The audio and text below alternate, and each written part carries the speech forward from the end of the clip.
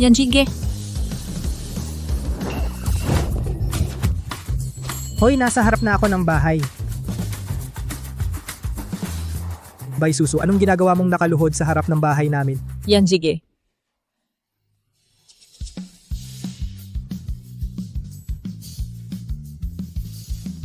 Tama si Daddy nga, pero itong babae, hindi si Mommy. Daddy. Kumusta po, Daddy? Ako si Fubao. Anak po ninyo ako. Saan galing ang batang pulubi na ito? Hawak lang ng magazine, gusto nang mag-claim ng ama. Karaniwan, mga babae ang lumalapit sa akin para kunin ako bilang asawa. Ngayon, kakaiba naman. May dumating na gustong kumilala sa akin bilang ama. Sabi ng master ko, ikaw ang daddy ko.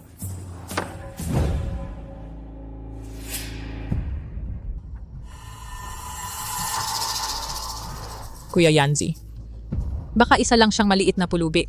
Nakita ang magazine at akalay mayaman ka. Gusto lang ng pera. Bigyan lang ng pera para umalis. Ikaw ang pulubi. Tingin ko sa'yo madilim ang iyong noo. May daladalang buhay ng tao. Malapit nang matapos ang buhay mo, magkakaroon ka ng masamang kapalaran. Kuya Yanshi. Sabi ko na magkakasakit ka. Bata. Binibiyayaan ang iyong bibig. Ikaw na malit na pulubi. Ano pang hinihintay ninyo? Dali-daliin ninyo ang pagpapalayas sa batang pulubi na ito. Palayasin ninyo siya.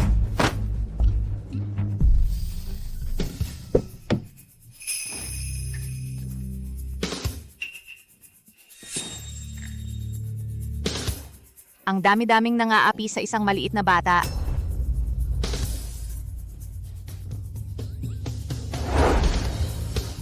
Mommy! Bakit kapag nakikita ng batang ito siya, sumasakit ang puso ko ng walang dahilan? Anong ginagawa mo rito? Ang presidente ng Chamber of Commerce sa birthday party ng nanay niya iniwan ang imbitasyon sa akin. Dalin mo kung sino ang gusto mo. Ikaw ang aking nobya. Kung hindi ikaw ang isasama ko, sino pa? Yun ay problema mo. Mali ang pagkakilala mo, bata. Wala akong anak. Hindi ako ang nanay mo. Ako ang anak ninyong dalawa ni Daddy. Bakit hindi ako kilala ni Mommy ni Daddy? At saka, mukhang hindi rin maganda ang relasyon nila. Bay Molly. Hindi kaya talagang anak ko ang batang ito? Hindi kaya nag-anak ka ng lihim sa akin at balak mong ginamit mo ang bata para umangat ang iyong katayuan? Sa itsura mong yan, makakapag-anak ka ba ng ganoong kagwapo? Ate, 5 taon na ang nakalipas dahil sa aksidente, nasaktan ang katawan ni Yanji. Hindi mo man lang siya inalagaan, ngayong bumalik ka, dinuduro pa kita. Sinasaktan mo ang puso niya. Paano siya masasaktan dahil sa akin? Mula pa noong 5 taon na ang nakalilipas, ang lalaking ito na lubos na nagmamahal sa akin ay nag-iba na. Huwag kang magsalita ng ganyan, mabuti naman ang pakiramdam ko. At hindi nasaktan ang puso ko. Goyanji, ako yung magiging sa'yo. Hindi ko hahayaang makipag-ayos ka kay Bay Molly. Dito pala ang problema. Yanji? Galit sa akin si ate, pinapalayas niya ako sa bahay. Wala akong malilipatan, pwede ba akong tumira sa'yo? Kung ikaw ang titira dito, saan naman ako titira? Kuya Yanji, noong nagkaroon kayo ng aksidente ni ate, ako ang sumagip sa inyo. Sabi mo noon, hindi mo ako pababayaan. Hindi ko naman pwedeng ibigay sa'yo ang bahay namin. Kuya Yanji, ako...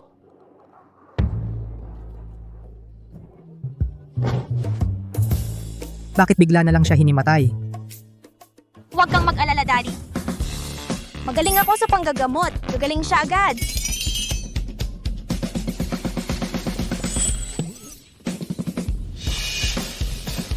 Ikaw na batang hamog, ako... Bay Susu. Nanakit ka ng bata, nawalan ka na ng hiya.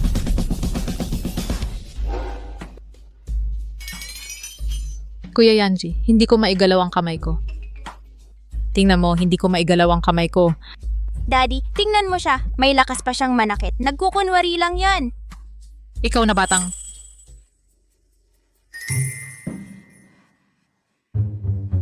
Kuya Yancy, tulungan mo ako. Hindi ko maigalaw ang kamay ko. Tingnan mo.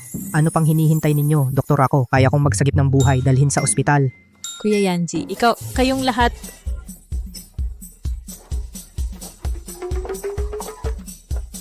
Saan galing ang cute na to? Ang galing-galing mong magsalita. Mahal din kita, Mommy.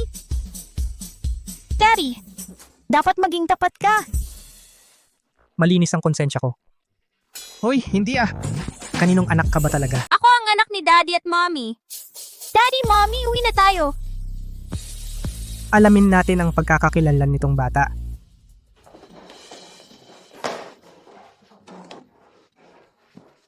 Maupo po muna kayo. Dahan-dahan po. Bata. Talagang hindi ako ang daddy mo.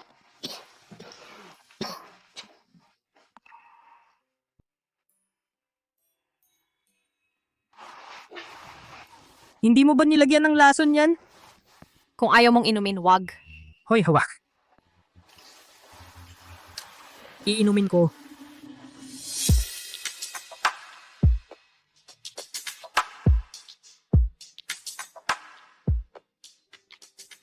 Kakaiba. Hindi naman talaga mahina ang katawan ni Daddy dati.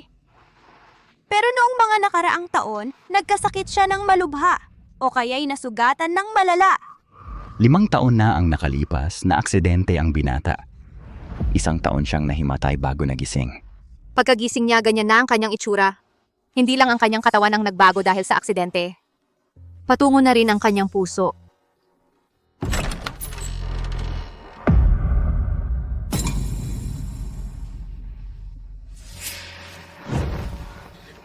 Ate, huwag kang magkakamali ng akala. Nang nakahimatay si Kuya Yanji, ako ang laging nag-aalaga sa kanya. Nahulog ang loob niya sa akin. Ayos lang naman yun, di ba? Hoy, Bay Molly, ano ba ang ibig mong sabihin? Gusto mo bang mamatay na ako agad para matapos na ang kasunduan natin at maghanap ka ng ibang lalaki?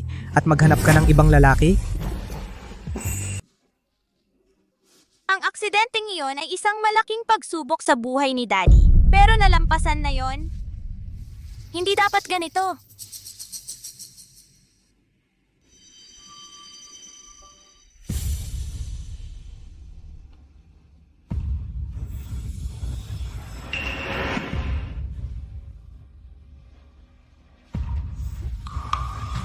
Daddy, sino naglagay nito dito? Yun ang lolo ko. Mamahaling koleksyon niya yan. Bago siya umalis, sinabing bawal galawin ng kahit sino.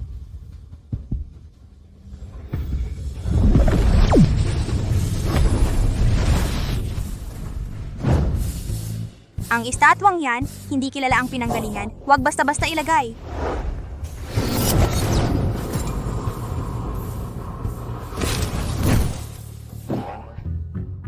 Huwag mo yang galawin. Sa lolo ko yan. 10 bilyon ang halaga niyan.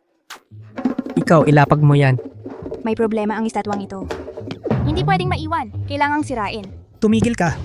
Huwag mo yang hawakan. Ibinigay sa akin yan ng lolo ko. Hindi mo pwedeng basagin. Kuya Yanji? Nakikipag-agawan ka sa isang bata, ang galing mo talaga. Ito ay mamahaling koleksyon ng lolo ko. Hayaan mo ang isang bata na hawakan yan. Paano kung mabasag niya? Binibining Fubao, matagal nang nawawala ang matandang Ginoo. Ang mga bagay na naiwan niya ay alaala na lang para sa binata. Ngayon, hindi pa alam kung buhay o patay ang matanda. Hindi pinapayagan ng binata na galawin ang gamit niya. Mabilis? Ilapag mo na yan. Ito mismo ang estatwa na nagdulot kay Daddy ng matagal na ubo at mahinang pangangatawan. Hindi pwedeng maiwan. Kailangang sirain. Huwag. Ito. Lolo.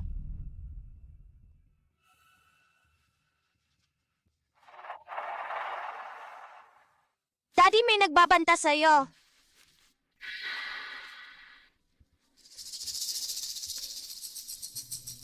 Naiposisyon ito sa isang kitang-kitang lugar nang hindi napapansin, tiyak na kapamilya ang may gawa. Ito? Paano mo nalaman? Dapat mong imbestigahan kung sino ang may balak sa'yo. Ang masamang bagay na ito, tiyak na hindi kay Lolo. Papaimbestigahan ko ito kaagad. Daddy, may gumagamit ng mahiwagang bagay para pahirapan ka. Kaya nitong mga nakaraang taon, palagi kang may sakit at lumalala ito. Daddy, hindi ka aabot ng 3 taon. Fubao? Siya ngayon? Mommy, huwag kang mag-alala. Nawasak na ang sumpa. Mula ngayon, hindi na si Daddy uubo o masasaktan. Talagang hindi na ako umuubo. Dati, kapag humihinga ako ng malalim, tiyak na uubo ako.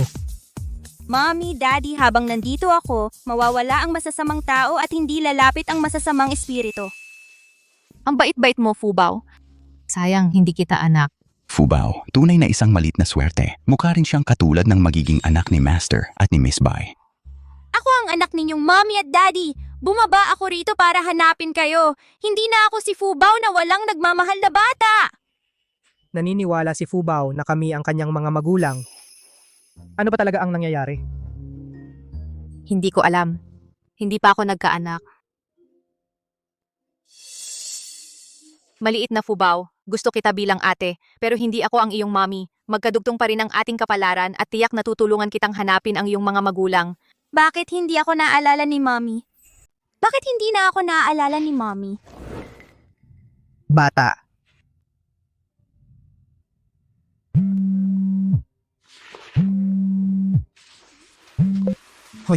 Boss Gu, nakumpirma na ang pagkakakilanlan ng bata. Sige, alam ko na. Pupunta na ako dyan.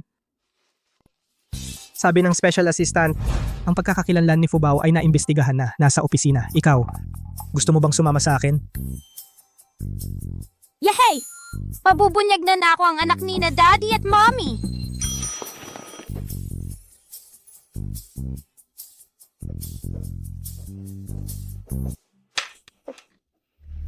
By Molly.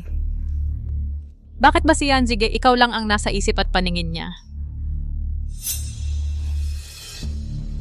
At saka yung biglang sumulpot na batang pulubi na yon, yung batang pulubi. Humarang sa plano ko. Siguradong papanawin kita.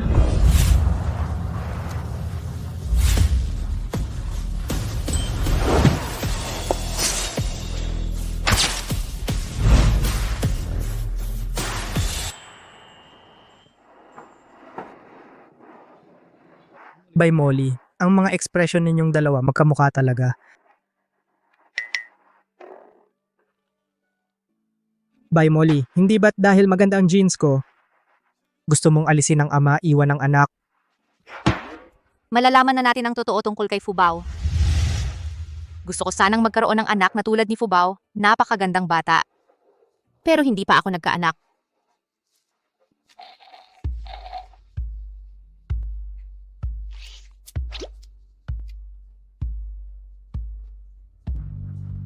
Gusto kong uminom. Daddy, mukhang masarap yan. Gusto uminom ni Fubao. Hintay ka.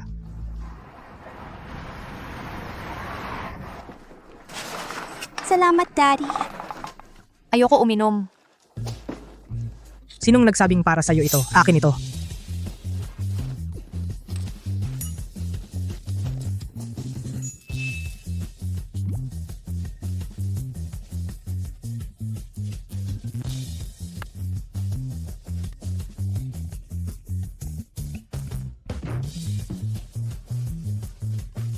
Daddy, sa susunod huwag mo nang lagyan ng bilog-bilog na pearls. Ayoko rin uminom yan. Itong dalawang ito, parang magama talaga. Parehong ayaw uminom ng pearls sa milk tea. Tara na. Umalis ka dyan. Ingat! Umalis ka dyan.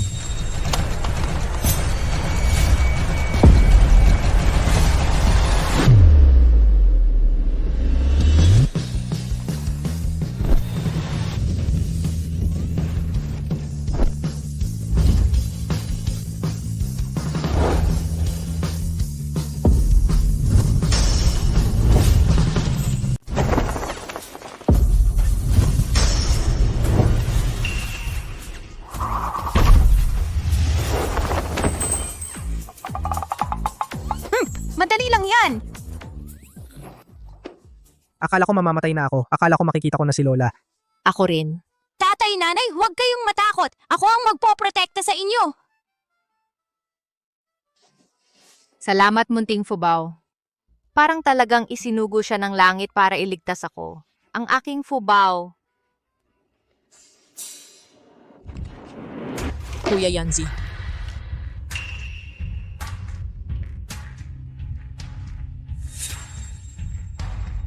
Kuya Yanji, bukas ng gabi kaarawan ng ina ni Chairman Chen ng Chamber of Commerce. Handa na ang regalo na pinili ko para sa iyo. Ang regalo para sa kaarawan ng tatay ko. Siyempre, si nanay ko ang pipili. Bakit ka nakikialam?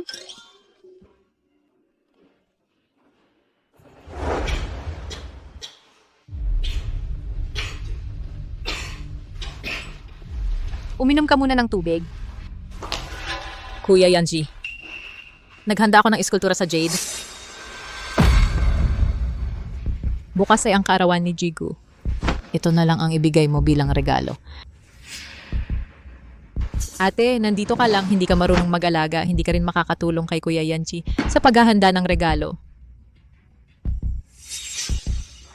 Umalis ka na. Malamang gagawin niya ulit gaya ng dati at ipapasa ang trabaho kay Baisusu. Sa normal na kalagayan, ang mga regalo sa kaarawan ay inihahanda ng babaeng puno ng sambahayan. Nagkasundo na tayo 5 taon na ang nakalilipas. Ikaw ang magiging babaeng puno ng pamilyang Gu sa hinaharap. Baka ikaw na lang ang maghanda. Gagawin niya ulit yan gaya ng dati at ipapasa ang paghahanda ng regalo kay Bai Susu. Kuya Yanji, ang ina ng chairman, ay veterano sa larangan ng pagtatasa ng kayamanan. Mahilig siya sa mga pambihira at mahahalagang bagay. Ang aking guro ay isang bisita ng karangalan ng ina ng chairman. Marami siyang koleksyon. Si ate naman, hindi marunong magtasa ng kayamanan at wala ring koneksyon. Hindi ka ba natatakot na mapahiya siya? Hindi mapapahiya ang nanay ko. Tutulungan ko si nanay. Ikaw, Sige, bukas ako ang maghahanda ng regalo. Sa salo-salo bukas, isasama ko si Fubao. Sama tayo. Ang batang ito nga talaga ay isang fubaw. Iniligtas ako at napapayag pa si Molly na tulungan ako sa paghahanda ng regalo. Kung talagang anak namin ni Molly, ang ganda sana.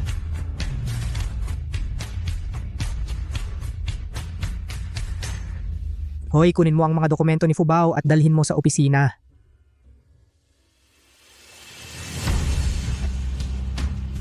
Ito ang mga dokumento ni Binibining Fubao. Ang mga magulang ni Fubao ay kayo talaga. Ang mga magulang ni Miss Fubao ay kayo po. Ang katulong ninyo sa bahay. Nasa labas na po sila at naghihintay.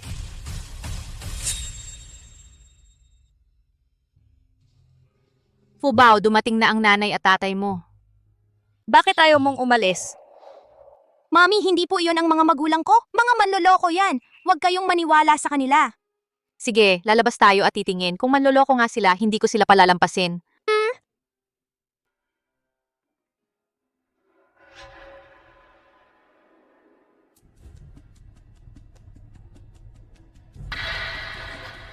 Fubao. Nanay ko ho, hindi ba't sinabi ko sa'yo huwag kang magpapagalagala sa trabaho? Bakit ka na pa dito at nagtawag pa ng ibang tatay? Talaga namang bata ito. Paano ka nagkamali ng tatay? Halika na, sumama ka na sa amin. Mami, hindi po sila ang mga magulang ko. Hindi ko sila kilala. tingnan mo Yanji, ganyan talaga ang mga bata. Nag-aaway lang sa magulang. Narito na ang mga magulang niya. Dapat na nating pauwiin si Fubao kasama ng kanyang mga magulang. Oo nga po, tama po. Pasensya na po sa abala, Boss Gu. Aalis na po kami ngayon. Ikaw ang nanay ni Fubao? Opo, dinala ko siya sa trabaho tapos bigla na lang siyang nagwala sa opisina. Kanina, nang hawakan ko si Fubao, may nakita akong birthmark sa likod ng leeg niya. Hindi ba't nanay mo siya? Kung gayon, sabihin mo sa akin, pula ba ang kulay ng birthmark niya o itim? Birthmark? Siguro po ay Pula. Sigurado ka? Hindi naman pula. Hey, ano ba yon? Maliit pa lang ang batang yon. Nagmamadali lang ang nanay niya. Nagmamadali lang. Naalala ko. Itim. Ay, itim. Fubao, sumama ka na sa amin. Tigilan mo yan, ikaw. Ay, Mga tao, hulihin sila, imbestigahan kung sino ang nagpasok sa kanila. anong ginagawa mo? Ang lakas ng loob mo. Nangahas kang mandaya sa harap ko. Dalhin niyo at usisain. Hindi. Wag Fubao. Si Fubao ay talagang anak namin. Oh, Nagmamadali lang talaga ako. Mali ang sinabi ko. Tama. Oo, Kuya Yanji, baka nakalimutan lang nila. Parang gusto mo na umalis agad si Fubao. Bay Susu, ano ba talaga ang kinakatakutan mo? Ang talino talaga ng mami ko. Sasabihin ko sa inyo sa katawan ko, wala talagang birthmark. Mas mabuti sa inyo na magsabi ng totoo sino ang nag-utos sa inyo. Kung hindi, Hindi, awa naman. Kami ay tumanggap lang ng bayad para magtrabaho, may tumawag, at pinagawa kaming magpanggap bilang magulang ng maliit na batang ito at dalhin siya, ipagbili. Ako, hindi namin alam kung sino ang kausap namin. Masasamang tao, ang mga gawaing walang konsensya. Kung palaging ginagawa, sisingilin kayo ng langit. Sa tingin ko sa'yo, maitim na ang mga laman loob mo, pinalilibutan ka ng kamatayan, malamang late stage na ng liver cancer. Wala nang makakapagligtas sa'yo. Ha? Ikaw? Paano mo nalaman? Ikaw na maliit na bata. Mahirap, hindi kaya. Marunong kang mag-diagnose? dalhin niyo na. Wag, wala talaga itong kinalaman sa amin. Hindi ako alis. Boss ko. Saan mo hinanap ang mga walang kwentang yon? Kuya Yanzi, hindi ko akalain na mga manloloko pala sila. Ako rin, nag-aalala lang kay Fubao. At baka hindi mahanap ang tunay niyang magulang. Bay Susu, kapag nalaman kong may tinatago ka, hindi kita patatawarin. Halika, sumama ka sa amin. Bukas ya sumama ka sa akin sa antique market para pumili ng regalo para sa kaarawan. Bukas, sasama rin ako. Tandaan mo. Bakit hindi ka pa umalis? Paalam, Daddy. Kakakarating lang ni Fubao. May gustong nang gumawa ng masama sa kanya. Maliit na Fubao. Ano ba talaga ang identidad mo? Saan ka nang galing?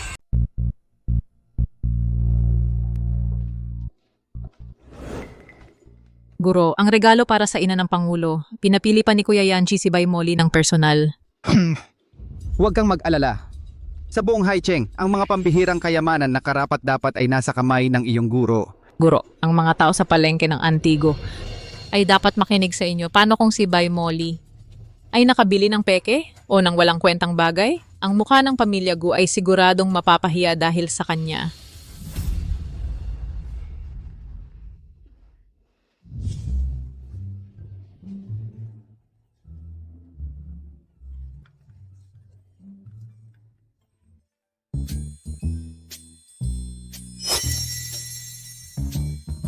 Bakit karamihan dito ay peke?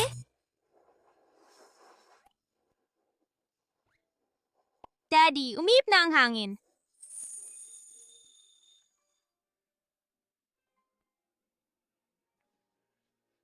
Parang malamig nga ngayon. Hoy! Daddy, kung ganyan ka, mag-isa ka na lang. Ano ibig mong sabihin?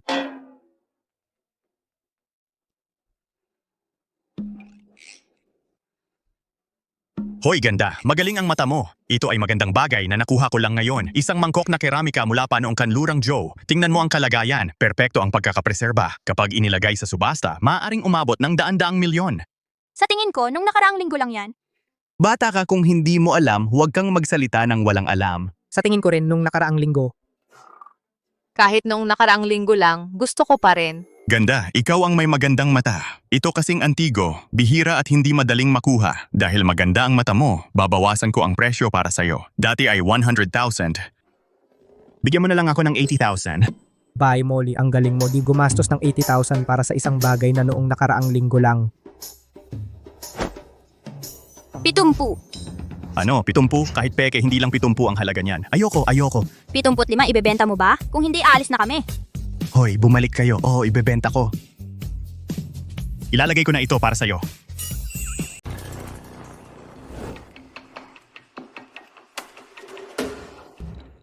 Yun ang sinabi ni Ginoong Chensan. Huwag talagang ibenta sa kanila ang tunay. Bayaw. Ang palengke ng Antigo ngayon, parang ang kakaiba ng pakiramdam.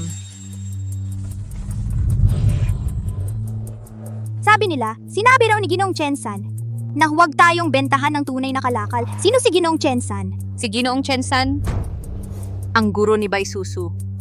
Daddy, alam ko na, yung masamang babae na yon, puno ng masamang balak. Si Ginoong Chensan, siya ang haligi sa mundo ng Antigo. Kung siya ang nag-utos, mukhang wala tayong mabibiling maganda ngayon. Ngayon, kung hahanap tayo ng mga pambihirang kayamanan, siguradong hindi na aabot. Baka gusto ni Bai Susu na tayo ang lumapit at makiusap sa kanya? Huwag kang mag-alala, Mami. May paraan si Fubao.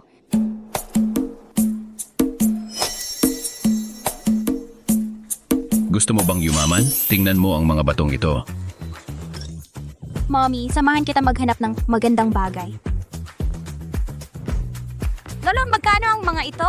Ito ba? Lahat ito ay mga hilaw na jade. Napakamahal. Kung bibilhin mo 100,000, isang piraso.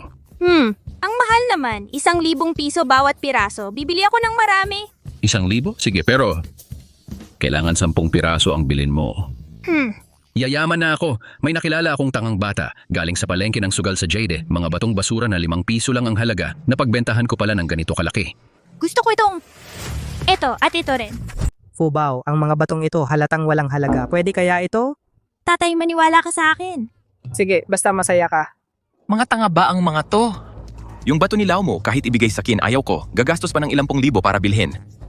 Ay nako, ang tatanga. Ang yayaman naman. Ang mga sirang batong yan, kahit sa daan, masakit sa paa. Mga tangang to, gumastos pa ng malaki para bilhin. Mama, tapos na tayong bumili. Uwi na tayo. Sige.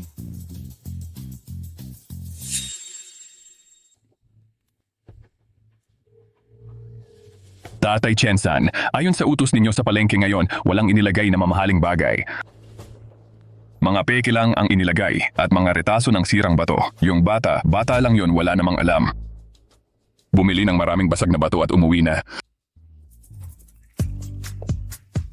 Boss Gu. Magsisimula na ang handaan. Handa na ba ang regalo ninyo para sa kaarawan? Pupunta na tayo doon. Fubao, pwede kaya ito? Ang mga tao, nadaya sila ang magaspang na itsura ng batong ito. Sabi ng guro ko, napakahalaga ng ganitong bato. Mahigit 100 milyon ang halaga. Huwag ipagkalat ang yaman. Ito, malaking piraso ito ng Imperial Green. Ang galing talaga ni Miss Fubao. Sino ba itong si Fubao? Sino ba talaga siya? Gusto ko ring malaman, kahapon ng gabi, wala akong napanaginipang masama. Ngayon, hindi rin ako inuubo. Kaninang umaga, maaga akong nagising. Tumakbo ako ng 5 kilometro, hindi man lang hinihingal. Hindi. Ano ba ang ibig mong sabihin? Subukan natin magpaligsahan tayo. Umalis kayo dyan! Nasira ang preno! Umalis kayo dyan!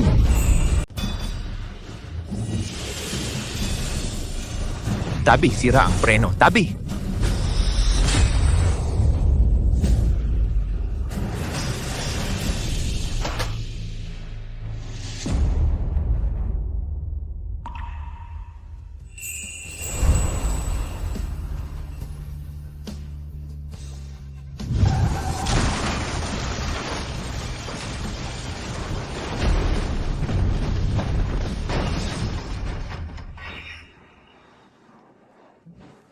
Molly. Ano ba talaga ang nangyari noon? Bakit hindi ko pa rin maalala? Mommy, anong nangyari sa'yo? Ayos lang ako. Ikaw pa? Boss Gu, Boss Bai, malapit nang magsimula ang handaan. Dali, pumunta na tayo. Sige.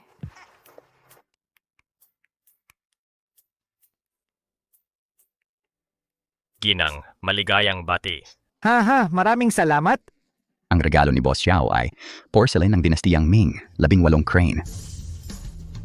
Ginang, maligayang bati. Naway mabuhay ka ng mahaba at malusog. Naway magkaroon ka ng masaganang biyaya. Ay naku, ang bait mo naman. Halika na. Ang regalo ni Boss Ju ay porcelain ng dinastiyang Qing, masaganang kapalaran. Chairman, Ginang, maligayang bati. Nagdala ako ng maliit na regalo. Si Boss Zhao ng Xingchen Technology, ang kanyang regalo ay isang glazed bowl ng dinastiyang Qing. Maraming salamat. Itong glazed bowl, mahigit 7 digit ang halaga nito sa merkado. Ang galing talaga. Chairman Chen. Ginang, maligayang bati. Kahit na abala ka, dumating ka pa rin. Ay nako, maraming salamat talaga. Sina Third Master Chen at Bai Susu. Ang kanilang regalo ay isang collection ng Dragon Stamp. Walang katumbas ang halaga. Diyos ko, Dragon Stamp. Naglabas talaga ng malaking halaga si Third Master Chen. Naalala ko, itong maliit na Dragon Stamp sa subasta noong nakaraang taon ay nagkakahalaga ng 50 milyon. 50 milyon. Halika rito.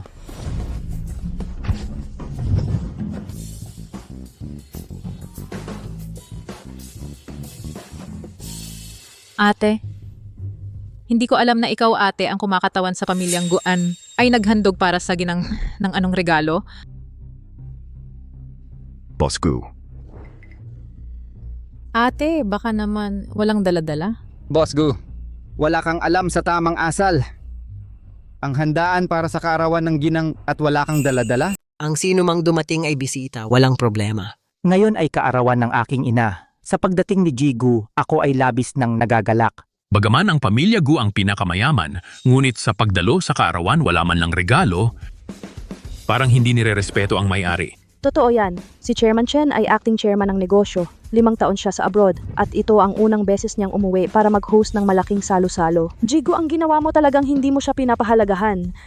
Chairman Chen, nagkakamali kayo. Chairman Chen, iginagalang ka ni Brother Yanji. Ang regalo sa kaarawan ay inihanda ng ate ko. Posibleng nakalimutan niya. Bay Susu, magaling ka talaga sa paghihiwalay ng mga tao. Sino ang nagsabing hindi kami naghanda ng regalo? Ang maliit na selyo mo ba ay mahalaga? Bata? Bata ka pa, wala kang alam kaya matapang ka. Ito nga ang Dragon Stamp ng Qing Dynasty, bihira sa buong mundo at isa ay nagkakahalaga ng 50 milyon. Hindi naman ito kakaiba, marami ako nito.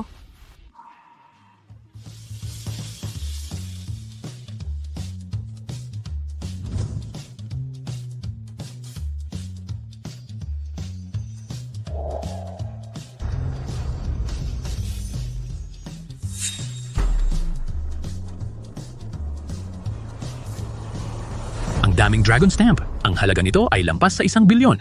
Hindi ito maaaring totoo. Ang Dragon Stamp sa buong mundo ay hindi lalampas sa 30 piraso. Paano ka nagkaroon ng napakarami? Bata. Maari bang tingnan ito ng lola? Ito, Master, peke ito. Siya ay isa lamang batang pulubi na hindi alam ang pinanggalingan. Wala man lang 100 piso sa katawan. Paano siya magkakaroon ng Dragon Stamp na nagkakahalaga ng higit sa 10 bilyon? Nene, paano mo ito nakuha? ginagamit po ito ng guro ko bilang pambuklat ng libro. Aray nene, ikaw namang bata, ang lakas ng loob mo sayang. Peke lahat ito. Tatay Chen, sigurado ka bang peke lahat ito? Peke lahat ito? Sa tingin ko hindi eh. Pwede kang kumain ng basta-basta pero hindi pwedeng magsalita ng ganyan. Ginoong Chen, hindi mo man lang sinuri, peke na agad ang sabi mo. Masyado kang padalos-dalos. Ang guro ko ay isang dalubhasa sa pagkilala ng mga antigo. Sa buong mundo maliban kay Lolo Hong na nagretiro na ang guro ko na ang pinaka-autoridad. Kapag sinabi niyang peke talagang peke iyon.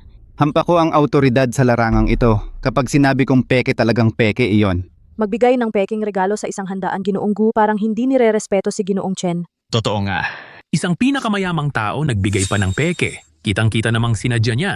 Tama, kahit na si Ginoong Gu ang pinakamayaman, pero si Ginoong Chen ang presidente ng samahan ng mga negosyante. Kung ako ang nasa kalagayan niya, kung may mga has na gumulo sa handaan ng aking ina, paaalisin ko siya sa handaan. Ginoong Gu, kaarawan ng aking ina ngayon, hindi ka welcome dito. Umuwi ka na lang, mga tauhan. Palabasin. Tigilan ninyong lahat. Tunay. Lahat ito ay tunay. Ano? Ito. Ito. Talaga. Tunay palang lahat. Sabi ko na nga ba? Totoo talaga. Totoo. Ako. Ito. Totoo ito. Oo nga, lahat ay totoo. Itong batang babae, hindi karaniwan ang pinanggalingan. Sa murang edad, sa kanyang mga kamay, ay napakaraming mahahalagang koleksyon. Ano ba yan? Marami pa akong magagandang bagay mula sa aking guro. Marami pa. Bye, Molly. Bakit ba sa tuwing... Ay, napakaswerte mo. Naku, lahat ay totoo. Ang batang ito ay may halagang lampas sa 1 bilyon. Bata, nagbigay ka rin kay Lola ng Dragon Stamp bilang regalo? Siyempre hindi. Paano ko ibibigay ang ganitong walang halagang bagay? Gusto ko talagang makita kung ano pa ang maibibigay yung mahalagang bagay.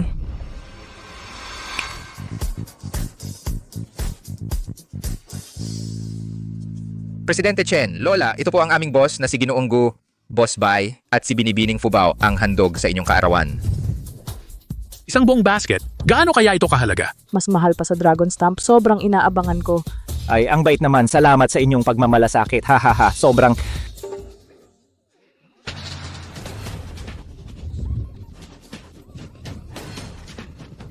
Sandali, anong sinabi mo kanina? Mas mahal pa sa Dragon Stamp? Ang basket na ito ng mga walang kwentang bato?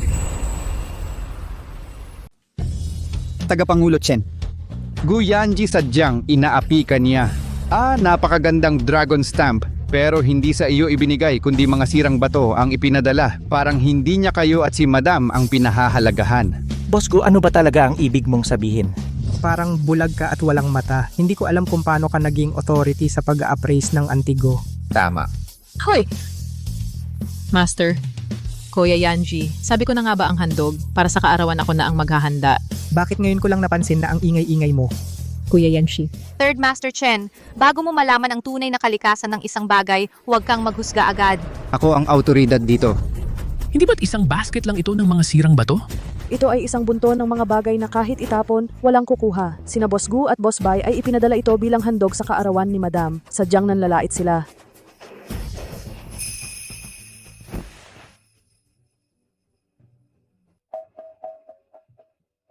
Ito lang ang mga sirang bato na binili ninyo sa antique market. Hindi nyo ba iniisip na ang mga sirang batong ito ay may laman na mahalaga? Kung may mahalagang laman talaga ito, luluhod ako at magmamakaawa sa iyo. Grabe naman ang pustahan. Sinabi mo yan ha? Naririnig ng lahat. Matatalo ka. Kailangan mong humingi ng tawad sa nanay ko nang nakaluhod. Sinabi ko yan. Kung may mahalagang laman talaga ito, luluhod ako at hihingi ng tawad.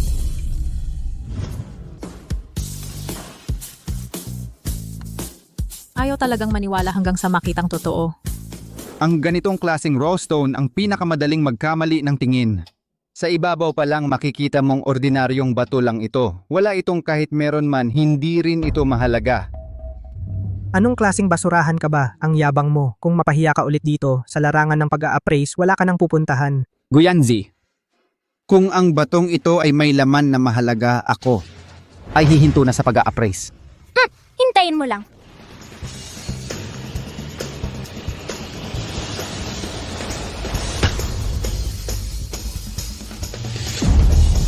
Wow! Imperial Green Jade! Imperial Green. Ganito kalaki, isang perpektong Imperial Green, isang piraso lang, daang milyon na ang halaga. Daang milyon? Imposible.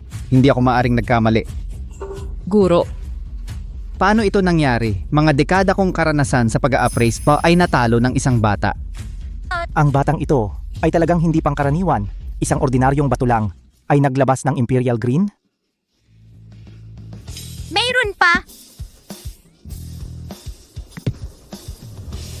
Wow! Royal Purple.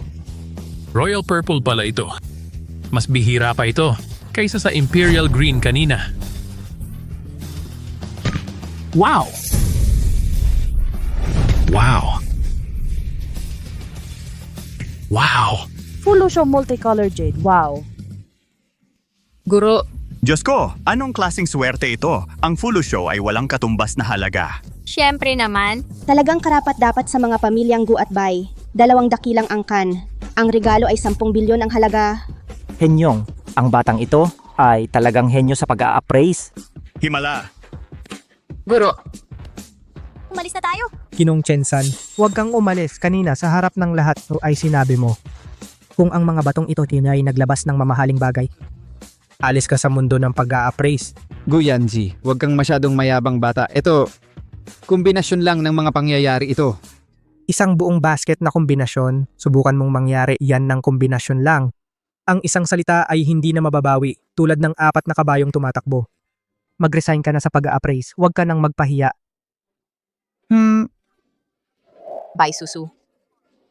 Meron ka pa bang... Atay laganday. Oo nga.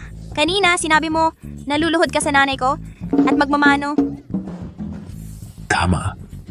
Tama. Oo nga. Tama. Ate, alam ko na ang pagkakamali ko. Patawarin mo na ako ulit. Ikaw ang may sabi niyan, walang pumilit sa'yo. Kuya Yanji, ako. Isipin mo na lang nung iniligtas kita at inalagaan kita noon. Tulungan mo ako. Maraming tao ang nakatingin. Susu, Dapat panindigan mo ang sinabi mo. Gusto ko sanang tulungan ka. Pero narinig na ng lahat. Hindi kita pwedeng hayaang maging traidor, hindi ba? Narinig namin lahat. Lumuhod ka! Bay Molly, ang paghamak na ginawa mo sa akin ngayon, babayaran ko ng higit sa 100 beses. Lumuhod ka. Marami kayong nanlalait sa isang dalagita. Hindi ba't sobra na yon? Chairman Chen, kaarawan ng matanda, bakit hindi mo ako sinabihan? Sino ang nag-imbita sa'yo? Hindi kita inimbitahan. Siya yung bunsong anak na pinalayas ng matandang Gu. Tiyuhin ni President Gu. Tio, sinabi ni Lolo, hindi ka na pwedeng pumasok sa Haicheng. Yancy, ilang taon na ang nakalipas, lumaki ka na pala ng ganito. Umalis ka. Sinabi ng dating chairman, hindi ka welcome sa Haicheng Group. Mga tauhan, palayasin niyo siya. Sandali. Ikaw lang naman ay acting chairman.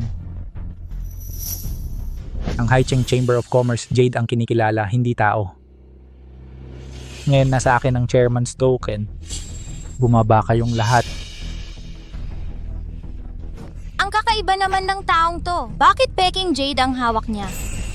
Hoy, Yanji. Ibinigay sa akin ng matanda ang selyo ng Pangulo. Nasa akin na ang Grupo Gu. Ibigay mo na yan ng maayos. Sisiguraduhin kong mamuhay kang maayos sa Haicheng, wala kang kailangang problemahin. Ilang taon nang nawawala si Lolo, may kinalaman ka ba? Nasaan na ba talaga si Lolo? Masama! Siya yung sinasabi kong cute.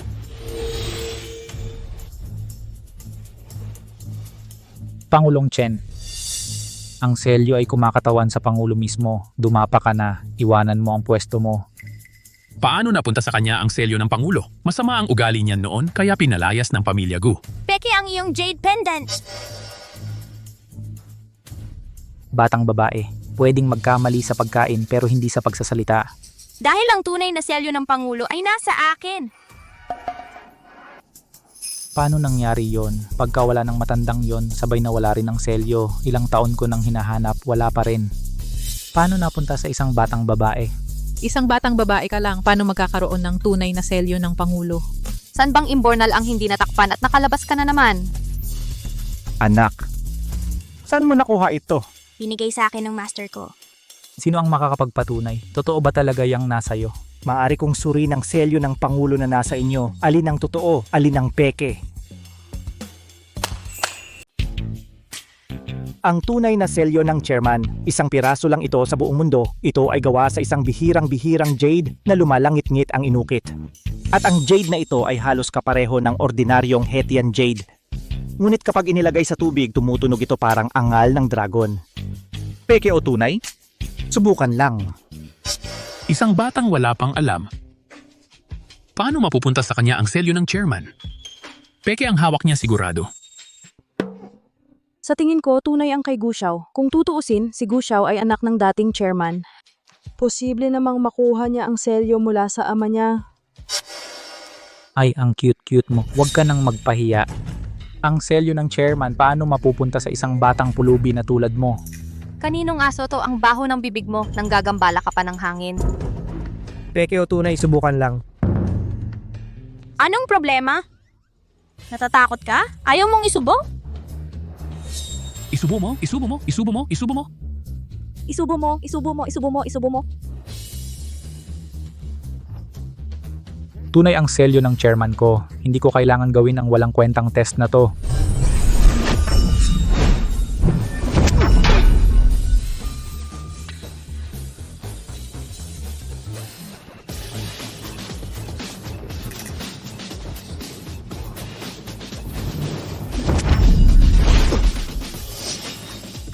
Naman?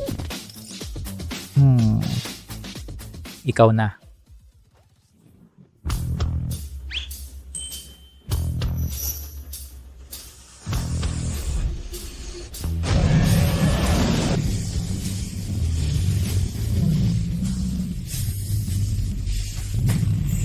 Totoo ito.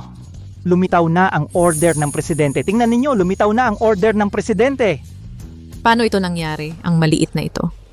Ay may hawak pala ng order ng presidente. Hindi siya pwedeng mabuhay. Talagang hindi na siya pwedeng mabuhay. Ano, hindi naging epektibo ang peking order ng presidente na ginamit mo para manloko, ngayon bata pa ang gusto mong apihin? Umalis na tayo.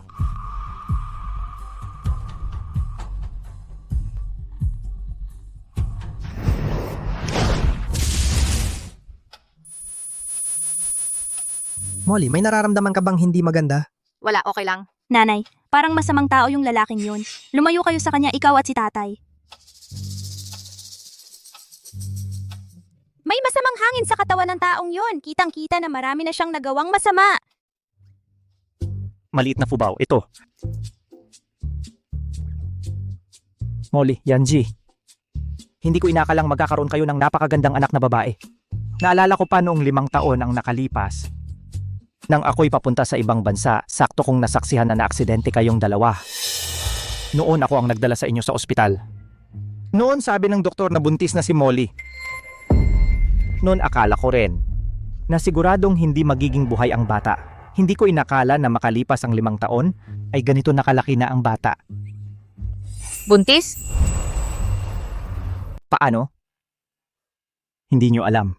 Noong nagkaroon ako ng malubhang aksidente, nawalan ng malay ng 1 taon, saka lang ako nagising. Hindi ko alam na buntis si Molly. Hindi rin ako masyadong nakakaalam ng mga detalye.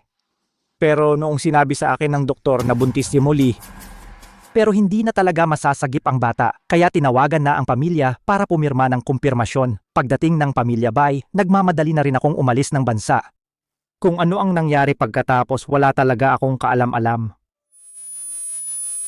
Buntis? Masakit ang ulo ni Mommy. Daddy, dali, dalhin mo si Mommy. Sa isang tahimik na lugar. Molly. Nitong mga nakaraang taon, ano ba talaga ang ginawa ko? Nabuntis siya at nagkaanak, hindi ko man lang alam. Yanji, dali, kargahin mo si Molly at sumunod ka sa akin.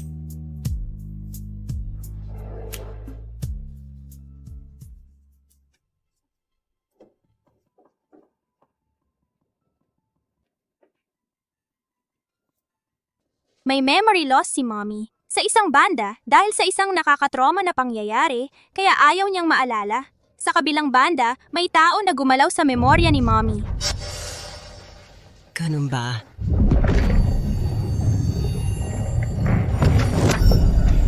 Mommy?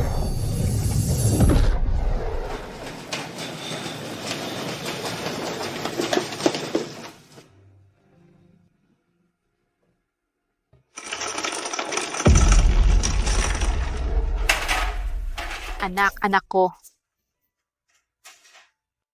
Maaring buntis ang nasugatan. Magpa-schedule agad ng pagsusuri at tawagan ang pamilya. Maaring hindi masagip ang bata. Anak ko.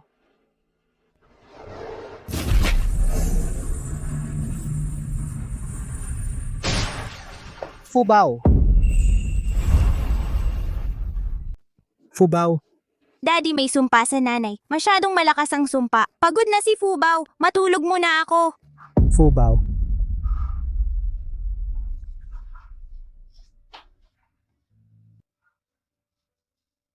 May gumalaw sa alaala ni Molly. Sino kaya? Ano ba talaga ang nangyari nun? Sino ba ang nagsumpa kay Molly? Paano naging ganito kasama ang puso nila? Tagapangulo Chen, matandang ginang, maraming salamat sa tulong ninyo ngayon. Sana'y hindi ninyo ito ikakalat para hindi makaistorbo sa investigasyon. Kahit sino pa man yan, imbestigahan ko ito ng husto. Ang makialam sa akin, gusto nilang mamatay. Tama. Nasa kay Fubao ngayon ang utos ng samahan. Ang buong aming samahan susunod sa kanyang utos. Yanji, kung may kailangan ka sa hinaharap, huwag kang mag-atubiling sabihin. Maraming salamat Tagapangulo Chen. Nga pala, noon sabi ninyo nung aksidente kayo ang nagligtas sa amin. Pero hindi ba't si Bai Susu ang nagligtas sa amin? Bai Susu? Nasa daan ako papuntang paliparan nang maaksidente kayo. Ako at ang aking katulong ang nagdala sa inyo sa ospital. Wala si Bai Susu doon, paano niya kayo maililigtas? Magpahinga kayo ng maayos. Tuloy-tuloy na kayong tumira sa kwartong ito. May mga bisita pa sa ibaba. Aasikasuhin muna namin sila. Kung may kailangan kayo, tawagin nyo lang kami agad, ha? Nakakahiya talaga. Lola, birthday mo ngayon? Naabala pa namin kayo. Ano bang sinasabi mo? Yung regalo sa kin ni Fubao, sobrang nagustuhan ko. Oo nga. Kami muna. Ingat kayo. Sige. Fubao, totoo bang ikaw ang anak ko kay Molly? Mommy, miss na miss kita. Noon si Bay Susu. Ang sabi niya siya ang nagligtas sa kin. Sabi niya 1 taon ka nang nasa ospital pero hindi ka man lang dumalaw. Sabi pa niya umibig ka na sa iba. Kaya puro kasinungalingan ang lahat ng ito, di ba? At hindi ka naman talaga umibig sa iba. Kuya Yanzi, nagising ka rin. Ginoo, si Miss Bay Susu po ang nagligtas sa'yo sa aksidente. 1 taon niya kayong inalagaan ng maigi. Nagising ka rin talaga. Dapat kayong magpasalamat ng lubos kay Miss Bay. Nasaan si Molly? Si ate, umibig na sa iba. Huwag mo nang banggitin yan. Ginoo, para sa kanya kayo nakoma sa aksidente pero siya, araw-araw ay naglulustay at naglalasing. Ni minsan, hindi siya dumalaw. Mukhang nakalimutan na nga kayo. Posible bang sina Chawang at Bay Susu ang nagtutulungan para lokohin ako?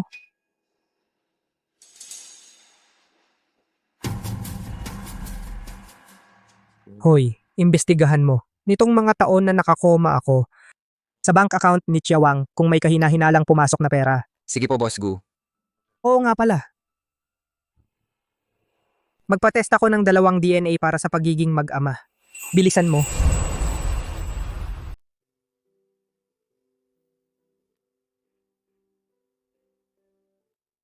Palang-pala kapag natutulog si Fubao, napakabait. Nanay. Matulog ka muna ulit. Nanay, may naaalala ka na ba?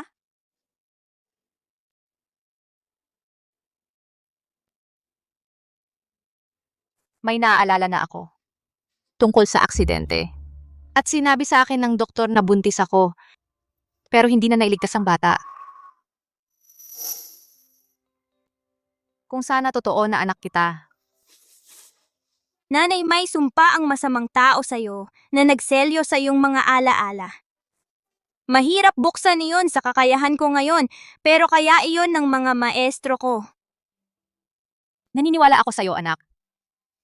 Nanay, sasama ka ba sa bundok? Para hanapin ang mga maestro ko. Napakagaling nila. Matutulungan ka nila. Sige.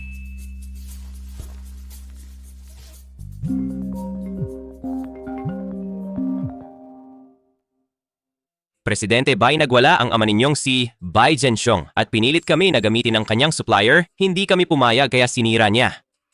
Ang inyong lamesa. Presidente Gu, pagkagising ni Ginong Bai Molly, dinala niya si Fubao sa Bai family. Hindi ba't nag-iwan ako ng sulat para sa kanilang dalawa para tawagan nila ako pagkagising nila? Hindi nagkakasundo si Ginong at Molly at Bai Zhenxiong kailanman. Noon ang matandang Bai ay nilampasan si Bai Zhenxiong at direktang ibinigay ang mana kay Gingstime Molly. Galit na galit si Bai Zhenxiong mula noon. Paano kung... Pupunta na ako ngayon.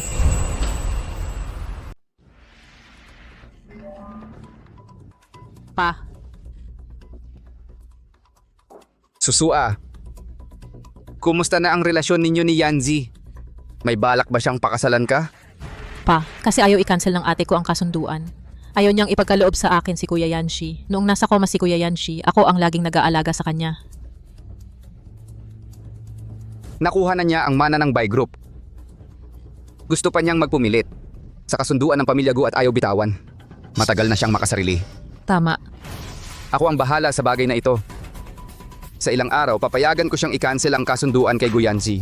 Talaga? Pa, alam kong... Kayo po ay may balak. Na magpasya para kanino? Pa, ito yung maliit na hayop na ito. Ito si Bai Molly. Hindi alam kung saan niya nakuha ang maliit na hayop na ito. Niloko niya ang lahat. At ginawa pa niya akong napahiya sa birthday party. Ng ina ni Chairman Chen. Bakit mo dinala ang hayop na ito sa bahay? Anong gusto mong gawin, ha? Ang tagapagmana ng Bai Group ay sayo na. Gusto mo pang agawin ang magiging relasyon ng kapatid mo at ni Guyanji. Ganoon ba, ha? Dapat kang mag-cancel kaagad ng kasunduan kay Guyanji para mapakasalan niya ang kapatid mo. Bakit? Ang kasunduan ay akin, ang pamilya Bay ay akin din. Ang mga bagay na akin kahit kusing ay hindi ko ibibigay. Napakasakim mo, kapatid mo siya. Sino ang kapatid ko? Ako lang ang anak ng nanay ko. Si Guyanji ay talagang ayaw kang pakasalan. Eh bakit ka pa nagpupumilit, ha? Ikaw, walang utang na loob. Ikaw ang nagdala ng kahihiyan sa pamilya, Bay.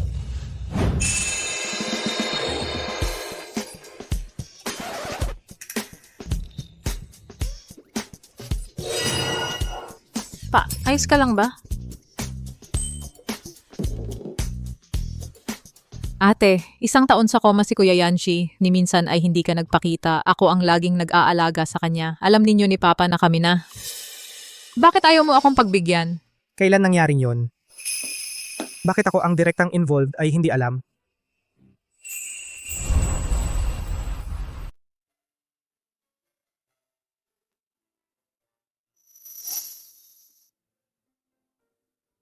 Kuya Yanji, hindi ako.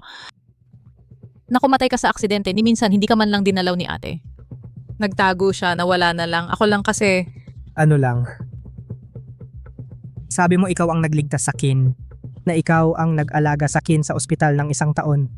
Hindi ko makakalimutan yung utang na loob na yan. Nang sabihin mong gusto mong magtrabaho, binigyan kita ng trabaho. Nang sabihin mong kailangan mo ng resources, binigyan kita ng resources. Ano ba, hindi ka pa ba titigil? Kuya Yanji, wala akong masamang intensyon. Nakakainis lang talaga. Mahal na mahal kita, pero hindi ka naman niya mahal. Pag-uusapan niya namin ng ate mo. Bilang nakababatang kapatid, medyo pakialamera ka na. Si Bay Molly ang may kasunduan sa Kin mula noon hanggang ngayon. Siya lang ang gusto kong pakasalan, siya lang ang minamahal ko. Siya lang.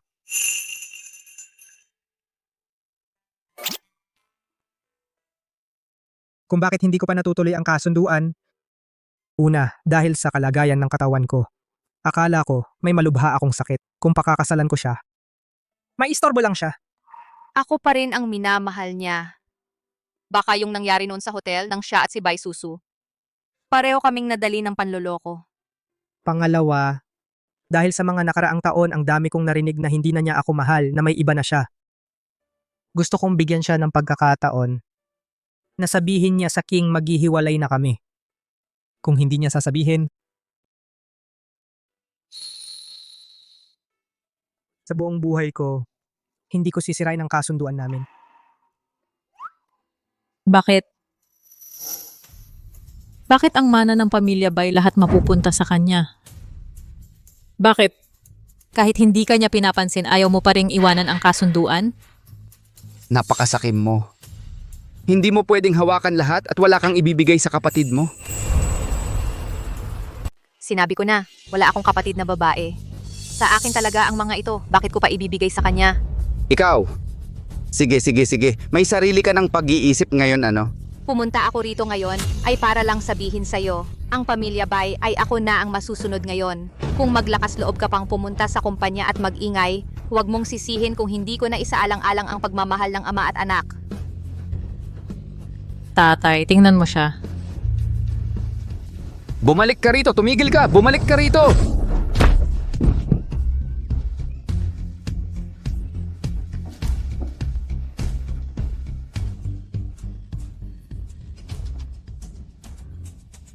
Tatay, hawak-hawak niya ang pamilya Bay. Hindi ba tayo sa bandang huli ay magugutom dahil sa kanya? Kasalanan ng lolo mo, ang matandang yan. Pinilit pang mabuhay hanggang sa pag-uwi ni Bay Molly bago namatay. At ginawa pa ang legal na pag-aayos ng ari-arian. Ibinigay lahat ng pamilya Bay kay Bay Molly. Kung alam ko lang, hindi dapat ako naging mabait nun. Tatay, hindi pa huli ang lahat, samantalahin habang siya at si Guyanji ay hindi pa ikinasal. Ang unang tagapagmana ng mana ay kayo. Pag-isipan ko muna. Tatay, huwag ka nang mag-atubili, nakita mo naman. Ang batang pulubi sa tabi ni Bay Molly, hindi kilala ang pinagmulan at medyo may kakayahan. Kapag naalala niya na nagbuntis siya at nagkaanak, naalala niya ang pagkatapos ng aksidente, ang ginawa natin sa kanya, tiyak na hindi niya tayo pahihirapan. Tatay? Kung hindi ka magiging brutal, hindi ka tatagal. Huwag na siyang magreklamo sa atin. Masyado siyang ganid, masyadong mabagsik ang kanyang mga paraan. Tatay, ikaw ang bahala kay Bay Molly. Ako ang bahala na papuntahin ang aming maestro para ayusin ang batang yon. At si Guyanji, lahat ng ari-arian ng pamilya Bay ay sa atin lamang.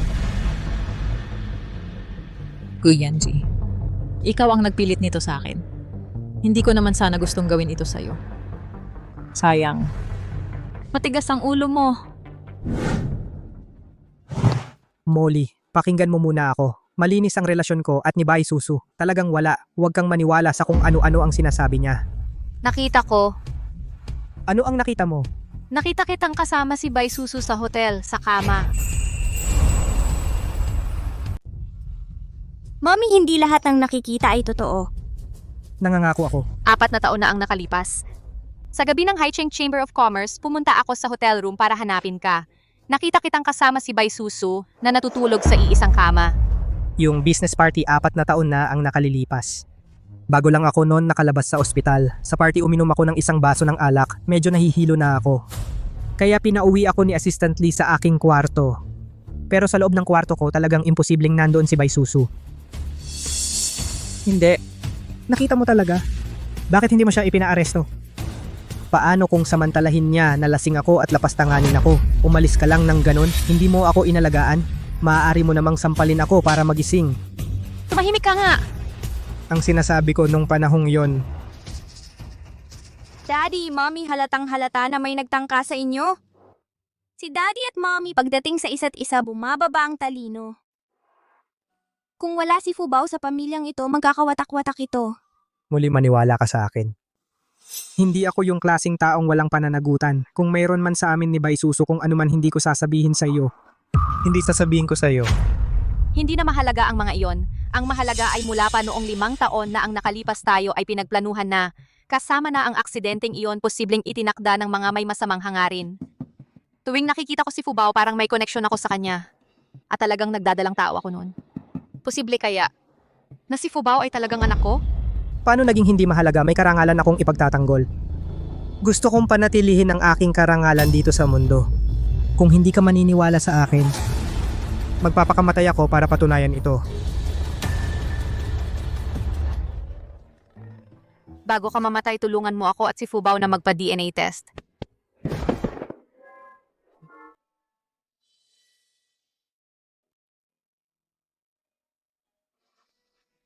Yung DNA test pinagawa ko na. Ibibigay ko sa iyo agad kapag lumabas na ang resulta. Daddy, maging maingat ka naman. Mga lalaki kailangang protektahan din ang sarili. Tara na. Hindi. Molly, kailangan mong maniwala sa akin. Fubao, sabihin mo kay Mami na maniwala siya sa akin. Kung hindi siya maniniwala, talagang tatalon ako. Tatalon na ako. Mommy, medyo inosente si Daddy. Dapat ba nating hintayin siya? Gusto kong maalala ang nangyari noong taong iyon. Gusto kong malaman kung ano talaga ang nangyari sa pagitan namin ni Gu Yanji. Gusto ko ring malaman kung itong batang ito ay talagang anak ko. Hindi na kailangan. Fubao, bukas dalhin mo ako sa master mo. Okay ba?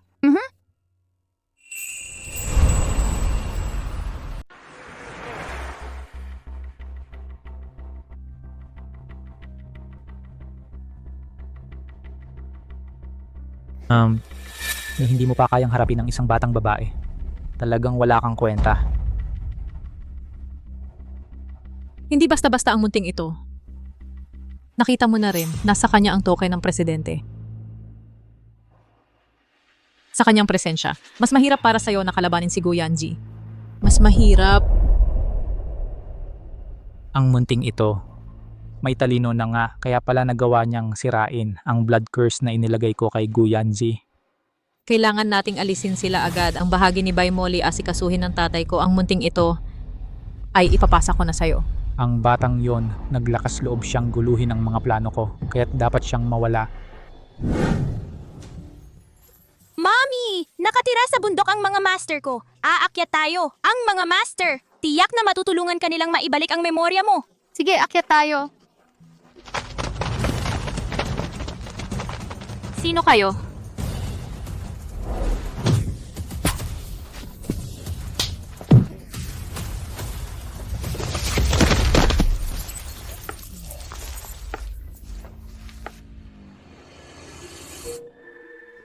Fubao?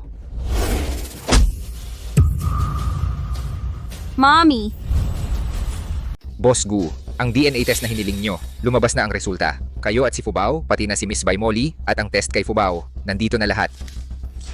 Nakuha ko. nakuha. Oo nga pala, yung pag-iimbestiga sa yaya na sinabi nyo may nahanap akong mga bakas. Bago kayo na aksidente, may nagpadala ng malaking halaga sa yaya. Ginamit niya para sa pag-aaral ng anak niya sa abroad. Alamin kung sino ang nagpadala. Ito ay si, yung pinalayas ng matandang Gu sa pamilya, ang bunsong tiyuhin nyo. Si Gu Xiao. Hawakan ng yaya, gusto ko siyang makausap. Sige.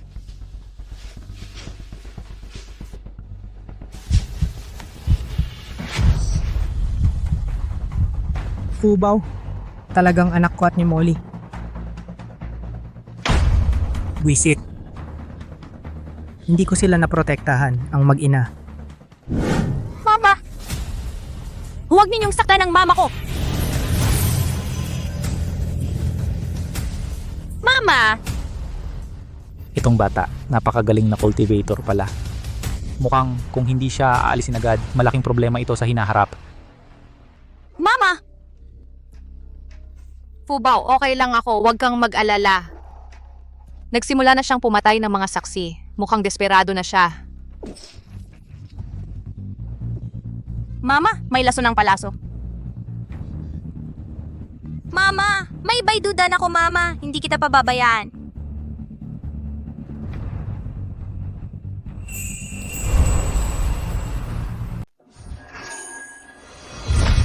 Lahat ng aking enerhiya ibinigay ko na kay Mama.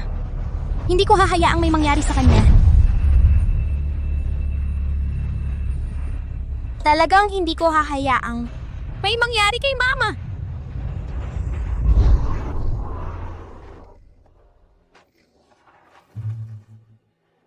Sagipin. Sagipin si Mama.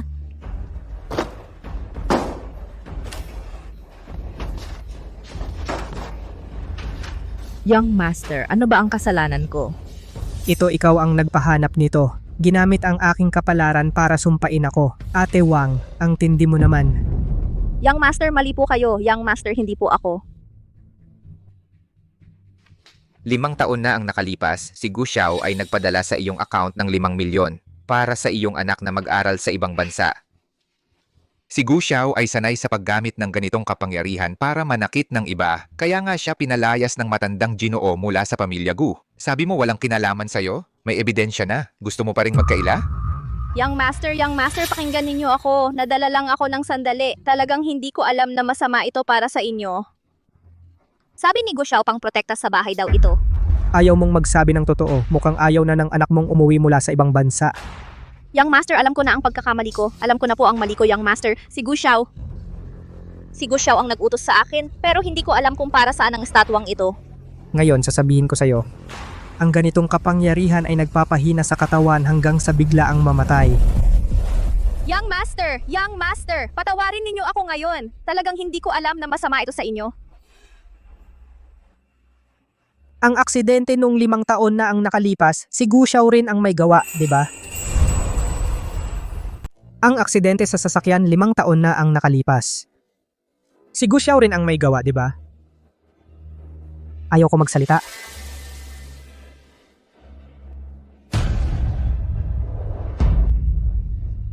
Si Gu Xiao ang nag-utos sa akin na gawin ang sasakyan ninyo nang may problema at sabihin sa kanya ang itinerary ninyo. Kaya si Gu Xiao ang may sala sa akin. Ang nagligtas sa akin ay hindi rin si Bai Susu. Nagtulungan silang dalawa sa plano. Sina Gu Xiao at Bai Susu ang nag-utos sa akin na gawin ito gino-gino. Nitong mga nakaraang taon, ano ang ginawa ninyo kay Molly? Ano ba talaga ang ginawa nila? Na nagpamali kay Molly sa akin at nawalan pa siya ng ilang alaala. Gino ito, talagang hindi ko alam, hindi sinabi sa akin ni Bai Susu. Dalhin siya sa presinto. Ginoo, patawarin mo ako ngayon, patawarin mo ako sa pagkakataong ito, Ginoo. Isipin mo na lang ang tagal ko sa pamilya Gu sa loob ng maraming taon. Patawarin mo na ako, Ginoo. Dalhin na siya.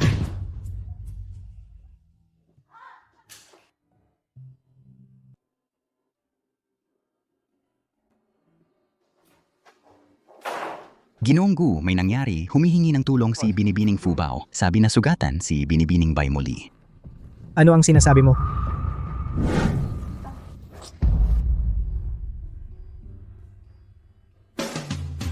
Mommy, nandito na si Daddy, maliligtas na tayo.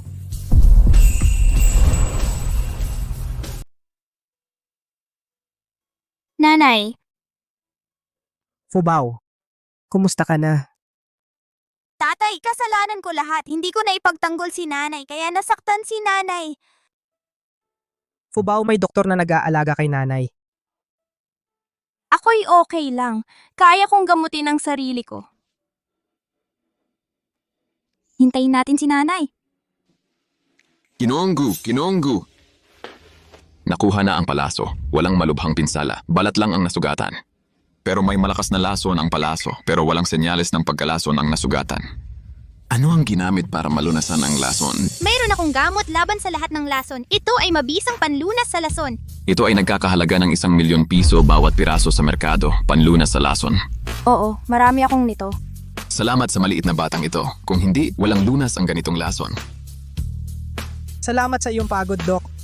Buti na lang. Fubao, tayo pumunta kay nanay. Oo. Kasalanan ko lahat. Sa mga nakaraang taon, hindi kita maayos na naipagtanggol. Kasalanan ko rin. Ang aksidente 5 taon na ang nakalipas, na ikaw at ang iyong ina ay nagkahiwalay ng 5 taon at hindi nagkakilala. At kasalanan ko pa rin. Tatay, naniniwala ka ba? Na ako ang anak mo at ni nanay? Oo. Ang pinakamahalaga ngayon ay ayusin ang relasyon mo kay mommy. Alamin ang katotohanan at mahuli ang masasamang tao. Kailangan nating mahuli sila agad para lang makasama ko ng matagal si daddy at si mommy. Pag nagising na si mommy mo, magmamakaawa ako sa kanya. Hindi! Daddy ang baba ng EQ mo, kaya pala hanggang ngayon, hindi mo pa siya napapakasalan. Ano ba ang maipapayo mo para mapatawad ako ni mommy mo?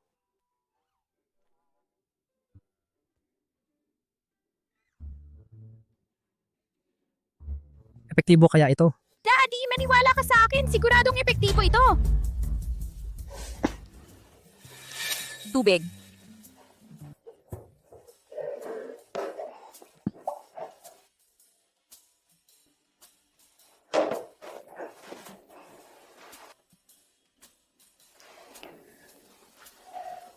Mahal, dahan-dahan lang sa pag-inom. Ano ang tawag mo sa akin? Mahal. Umalis ka. Hoy, mahal. Kumusta na ang kamay mo, mahal? Okay lang, maliit na sugat lang. Mahal, kinabahan ako ng sobra.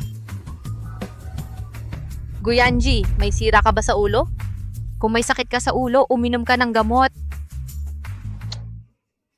Mahal, ikaw ang gamot ko. Guyanji, lumabas ka. Ito ba ang magandang ideya na sinasabi mo? Daddy, sinabi kong gumamit ka ng charm, hindi naman bastos ka.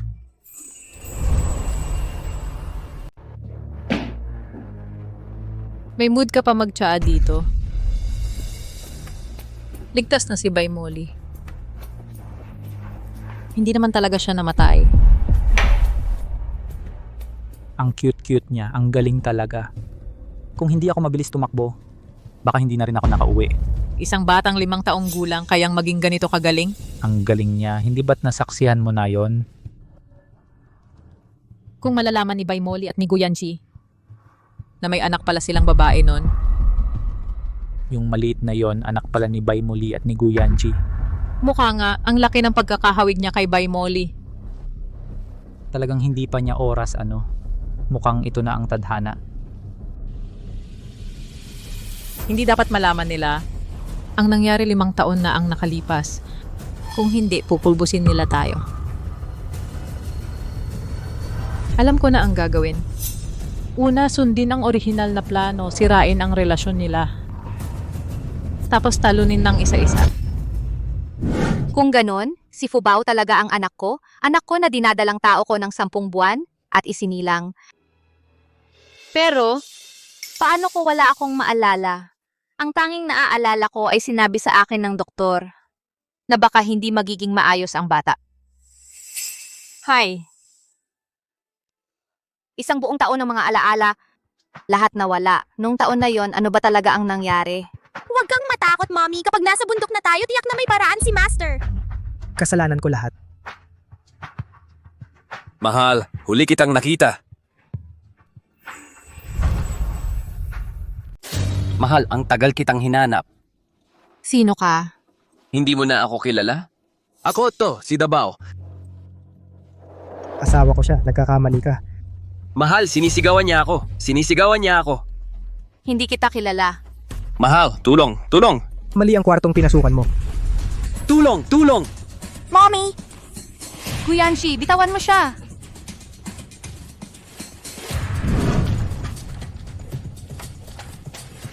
Tingnan mo. Binilhan kita ng asawa, anak. May asawa na si Dabao. Tayo ba ay nagkakilala? Ikaw ang asawang binili para sa akin ni nanay. Hindi ko nga siya tinatawag na asawa. Sino ka ba?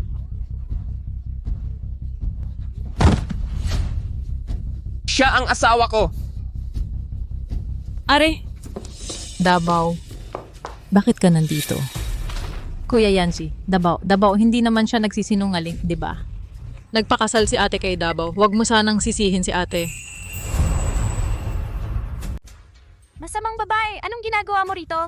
Kuya Yancy, narinig kong nasugatan si ate. Dumalaw ako para bisitahin siya. Hindi ko inaasahang nakalabas si Dabao. Kilala mo siya? Ate, hindi ko alam. Bakit kaya nakalabas si Dabao? Sasabihin ko kay Kuya Yancy. Huwag mo sana akong sisihin. Pero hindi magtatagal ang lihim. Para sa reputasyon mo, itago man ni tatay si Dabao ng matagal. Pero may araw din na malalantad ang katotohanan. Palakang nagpapanggap. Puro ka lang kakak. Ang daldal ng bunganga mo. Bakit hindi mo na lang dilaan ng inidoro? Kuya Yancy, pakinggan mo siya. Walang modo. Bye, Susu. Ang pagtitiis ko sa'yo noon ay dahil naniwala ako sa chismis ni Yayawang. Akala ko talaga ikaw ang nagligtas sa akin. Ikaw ang nagsabing walang modo siya. Sa tingin ko, ikaw ang walang modo. Sino ba ang nag-utos sa'yo na biglang pumasok sa kwarto namin at murahin ang isang bata? Kuya Yancy, hindi yun ang ibig kong sabihin. Si Yayawang, hindi ako nagsisinungaling. Nung ikaw ay nasa koma, ako talaga ang nag-alaga sa'yo. Lumabas ka, ayaw kong makita ka. Narinig mo ba? Pinapalayas ka ng asawa ko, ayaw kanyang makita. Kuya Yancy, nobya mo lang siya. At sa loob ng mahabang panahon, ayaw niyang pakasalan ka. Hindi mo ba naisip kung bakit?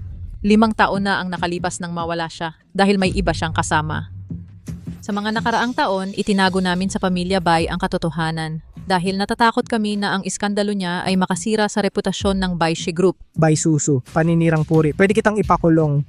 Pero ang tungkol sa kanya at kay Dabao, alam ng lahat ng tao sa kanilang baryo.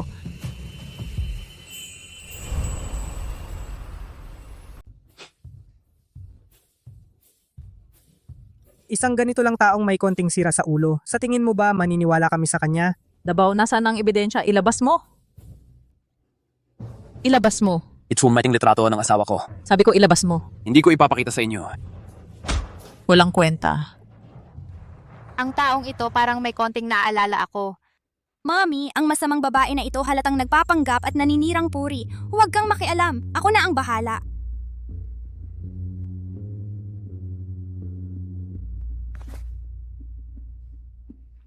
Kuya, patingin naman. Yung babae sa screensaver, si mommy ko ba yan? Tingnan mo.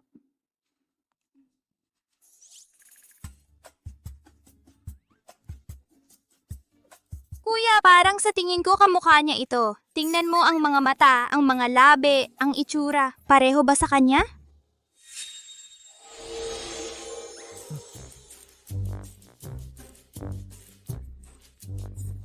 Magkamukha talaga. Sa totoo lang, siya ang asawa mo. Anong kalokohan ang sinasabi mo? Anong problema? Hindi malinaw ang muka sa litrato. Sino ang makakapagpatunay na si mommy ko yan? Para sa akin kamukha mo. Asawa, ikaw ang asawa ko. Ikaw ang asawa ko. Asawa ko talaga. Bye, Susu. Kung nakahanap ka na pala ng napakagandang asawa, bakit hindi mo sinabi sa amin? Itinatago mo pa ang napakagandang asawa. Kung sinabi mo lang sa akin, siguradong bibigyan kita ng malaking sobre. Bitawan mo ako. Yan, Jiggy, huwag kang maniwala sa kalokohan niya. Sirain lang yan. Alam mong sirain, dinala mo pa para manira ng asawa ko. Bye, Susu. Pinapayuhan kitang huwag magpakalabis. Bye, Molly. Akala mo wala akong ibang ebidensya. Hintayin mo lang. Umalis ka. Umalis na ang asawa mo, hindi mo hahabulin? Asawa!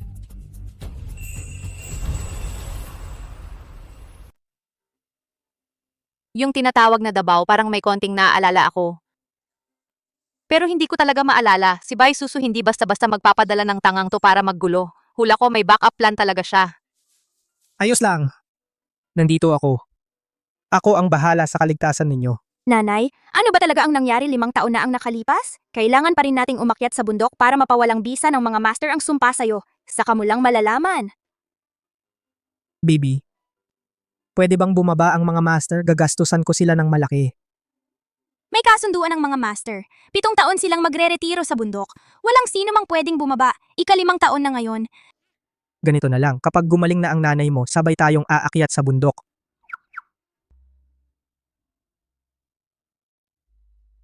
Tatay, bilis! Kailangan ng init ni nanay ngayon.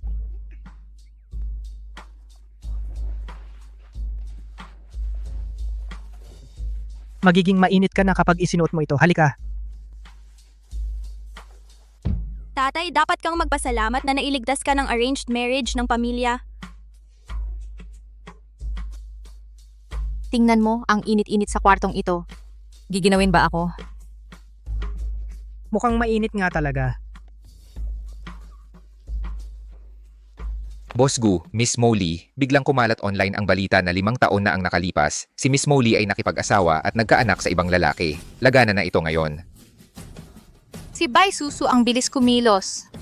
Ang sama naman ng babaeng yun. Nagsisinungaling na naman siya. Huwag kang mag-alala. Ako na ang bahala dito. Tatay, sama ako para protektahan si nanay. Sige.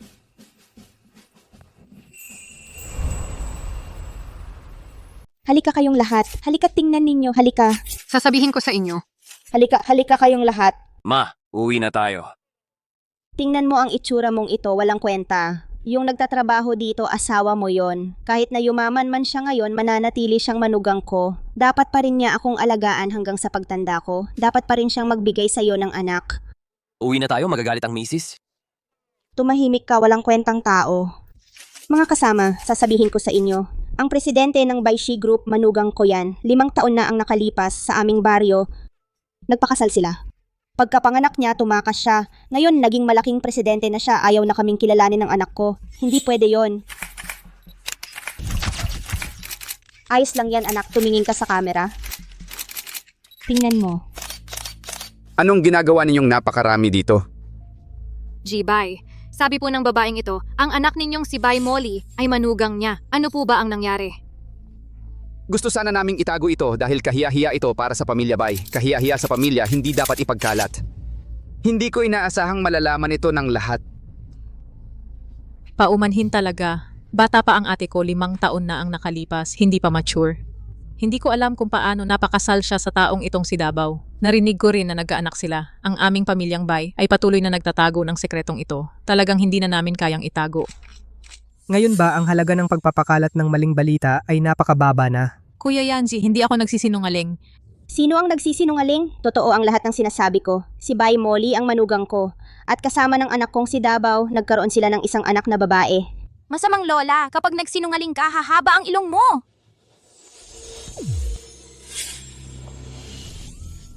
Ang ilong ko.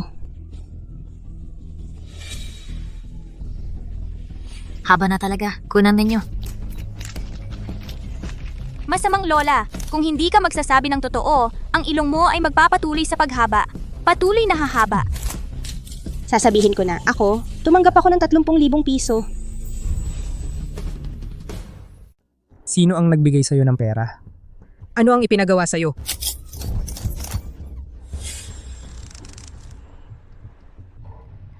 Kahit mamatay ako, okay lang. Hindi pwedeng may mangyari kay Daba. Wala akong alam talaga. 30,000 lang ang tinanggap ko. Tumawag sa akin yung tao, sabi niya sabihin ko daw na si Bai Molly ay manugang kong babae. Hindi ko nga alam, wala na akong alam sa lahat. ang ilong ko. Ayaw mo pang magsabi? Dali na yan. Umuwi na kayong lahat, umalis na kayo. Bilang tunay na ama ni Molly at kapatid niya, dinala pa ninyo ang napakaraming media para siraan ang sarili mong anak na babae. Ang intensyon nyong dalawa, halata na. Ito ay usapang pamilya ng mga bay. Ikaw isang dayuhan, hindi pa kayo kasal, huwag ka nang makialam. Paano kung makikialam ako? Huwag kang masyadong magmalaki. Ang mga usapin ng pamilya bay, hindi mo dapat pakialaman. 5 taon na ang nakalipas, nawawala si Molly ng 1 taon at nawalan pa ng memorya. Iimbestigahan ko ito ng mag-isa. Kapag nalaman kong may kinalaman kayo sa likod nito, ang mga lumang utang at bago, sabay-sabay nating pag-uusapan. Umalis na tayo.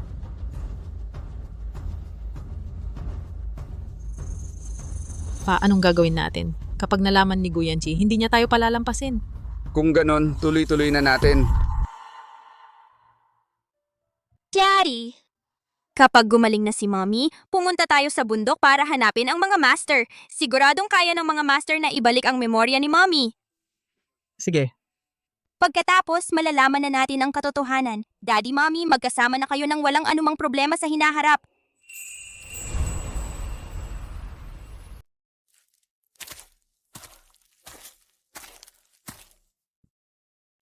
Iyon ang bundok, Wolong.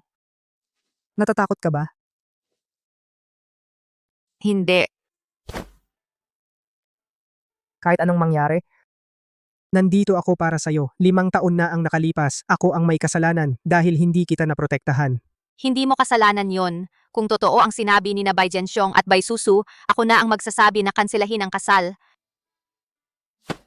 Imposible yon. Hindi ako papayag. Mommy!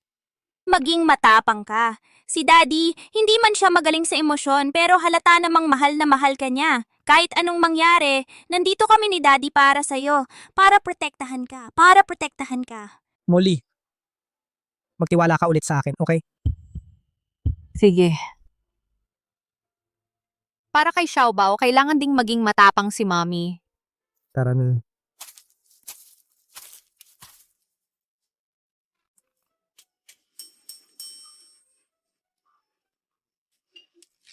Mga master, nandito na ako!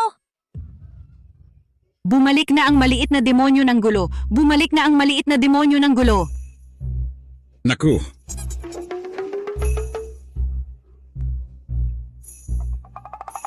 Maliit na Fubao, pagbaba mo, nakita mo na ba ang mga magulang mo? Ang paggawa ng mga bagay, hindi pwedeng tumigil ka sa kalagitnaan.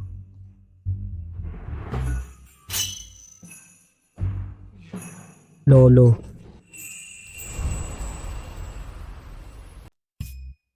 Sino to? Nagkamali ka ng pagkakilala. Lolo, bigla ka na lang nawala. Hindi namin alam kung buhay ka pa o patay na. Iniwan mo ang samahan ng negosyo at ang pamilya Gu. Walang kahit anong balita. Bakit?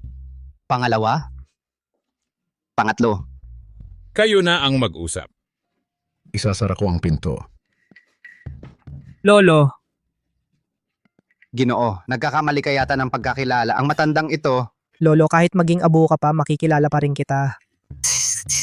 ang sasabihin mo hindi maganda. Ang lolo mo hindi pa nabubuhay ng sapat. Anong maging abo? Lolo, kung maayos naman pala ang buhay mo, bakit ka bigla na lang umalis noon? Master, lolo pala ni Daddy. Ibig sabihin, lolo ko siya sa tuhod. Ang matandang lalaki ng pamilya Gu bigla na lang nawala, maraming taon na ang nakalipas. Pinahanap siya ni Gu Yanji ng matagal pero walang naging balita. Pagkatapos noon, nangyari ang aksidente naming magkasintahan. Mukhang totoo nga ang sinabi ni Master na ako'y kanyang nakita sa paanan ng bundok, hindi lang pala pagkakataon. Lolo, kung hindi ka naman pala patay at malusog na nabubuhay, bakit ayaw mo lang magpadala ng mensahe sa akin? Kahit tumawag ka man lang sana. Mula noong bata ka pa? Lolo ko, alam kong kaya mo. Matatag at independyente. Kahit wala ako, kaya mo pang alagaan ang pamilya Gu. Master, anak ako ni Daddy at Mommy. Bakit ako napunta sa bundok? Talaga bang nadampot mo lang ako nang hindi sinasadya? Master! Ang taba ng manok na inaalagaan mo sa labas. Isa lang yan at kulay-kulay na manok yan. Sige na nga, aking munting hari. Sasabihin ko sa'yo, Noon, binigyan ako ng malubhang sugat ng aking mapagrebelde at taksil na anak na si Guxiao. Nahulog ako sa bangin. Salamat sa iyong ika-4 at ika-5 master na sumagip sa akin. Dito ako sa bundok na natili para magpagaling at magpahinga. Hindi ko alam kung saan natutunan ng anak kong yan ang mga masasamang salamangka.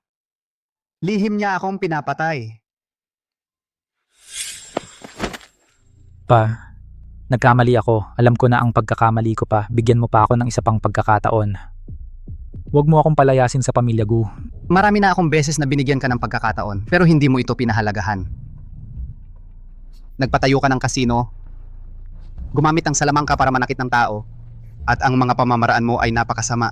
Hindi ka na kayang tiisin ng pamilya Gu.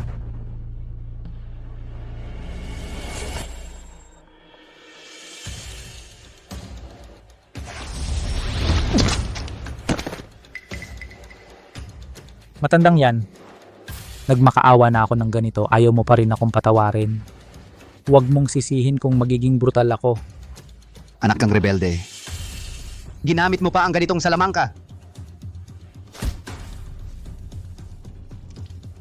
Akala mo ba talagang masama ang pangangatawan ng panganay mong anak kaya namatay ng maaga dahil sa pagdugo? Dahil binigyan ko siya ng blood curse. At ang anak niyang si Guyanxi, hindi ko rin siya pahihirapan. Kapag patay na kayong lahat, mapapasa akin na lang ang pamilya Gu. Hahaha. Anak kang taksil. Tumayo ka.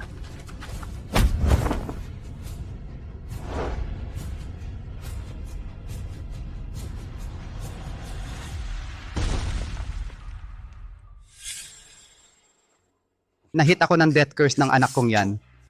7 taon ang kailangan para ma-neutralize ito dito sa bundok. Kaya hindi ako makababa at hindi rin makakontak sa inyo. Natatakot ako na malaman ng anak kong yan nabuhay pa ako, baka magpanik siya at hanapin kayo.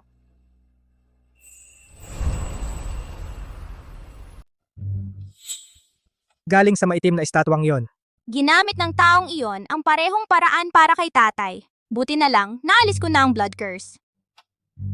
Ito rin ang isa sa mga dahilan kung bakit pinababa ko si Fubao. Nakalkula na ng iyong lolo siguro na mayroon kayong malaking pagsubok sa buhay. Lol!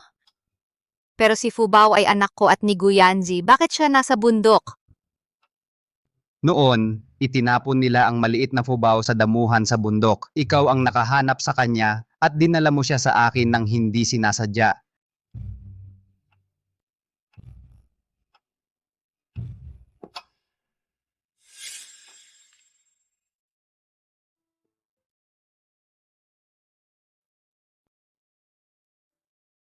Ito ang bracelet na iniwan sa akin ni Lola.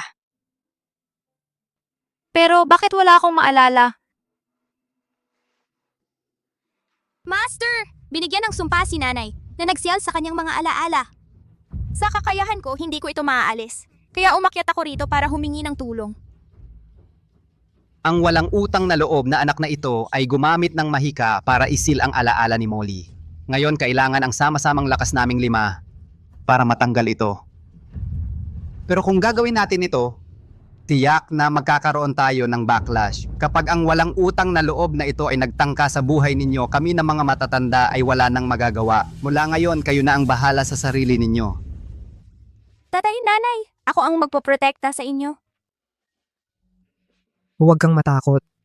Tayong mag-anak ay magtutulungan. Sige.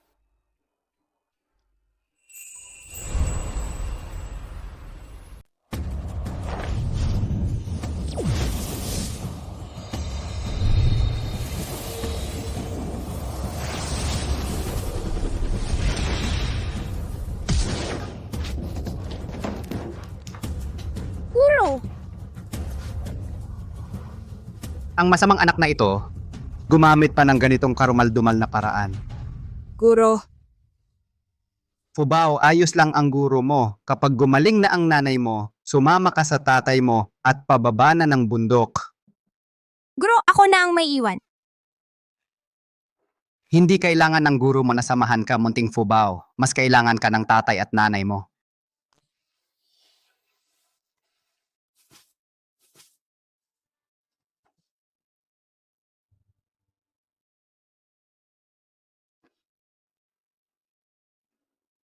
lumabas muna tayo. Para makapagpahinga ng maayos ang nanay ni Fubao. Ang masamang anak na ito, Kaya niya tinaplak ang alaala ni Molly. tiyak na meron siyang katotohanang itinatago. Hayaan nating si Molly mismo ang mag-isip-isip.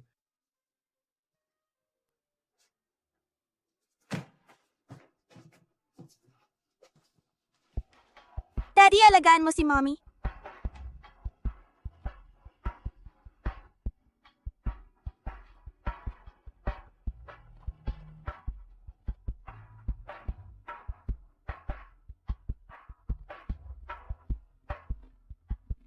Kasalanan ko ang lahat. Huwag mo akong hawakan. Bitawan mo ang anak ko.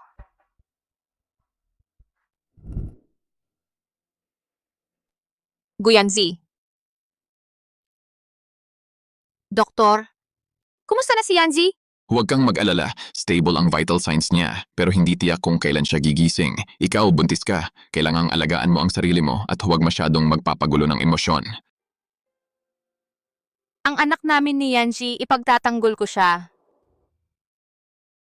Ate Molly, may masama. Ate Molly, may nangyari sa bahay. Nang maaksidente ka, bigla na lang lumubha ang kalagayan ni Lolo Bay.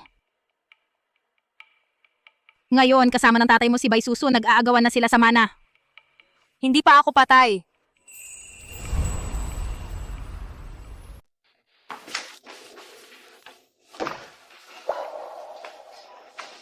Ate, sabi ng doktor, Ginoong Gu, hindi pa alam kung kailan magigising.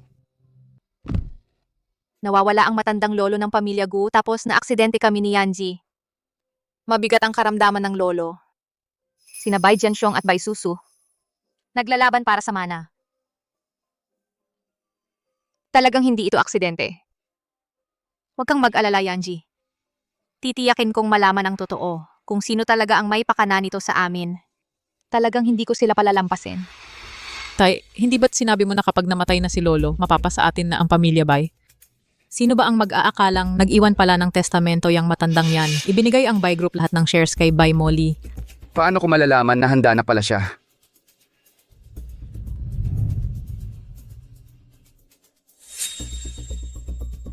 Hindi pwedeng hayaan. Si Bay Molly, talagang hindi siya pwedeng hayaan. Anong plano mo? Hindi ba't buntis siya sa anak ni Guyanji? Samantalahin natin ang sandaling mahina siya pagkatapos manganak.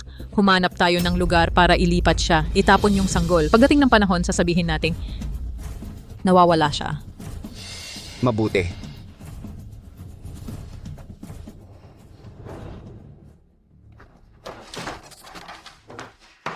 Tingnan mo, nakahanap ako ng asawa para sa'yo. May asawa na si Davao. Nasaan ang bata? Ang ganda-ganda talaga ng itsura. Asawa kita. Oo, asawa mo siya. Ngayong araw, maghahanda ako para sa mga taga-baryo para ikasal kayo. Pagkalipas ng gabi, asawa mo na siya para magkaanak ka ng lalaki. Sige. Asawa.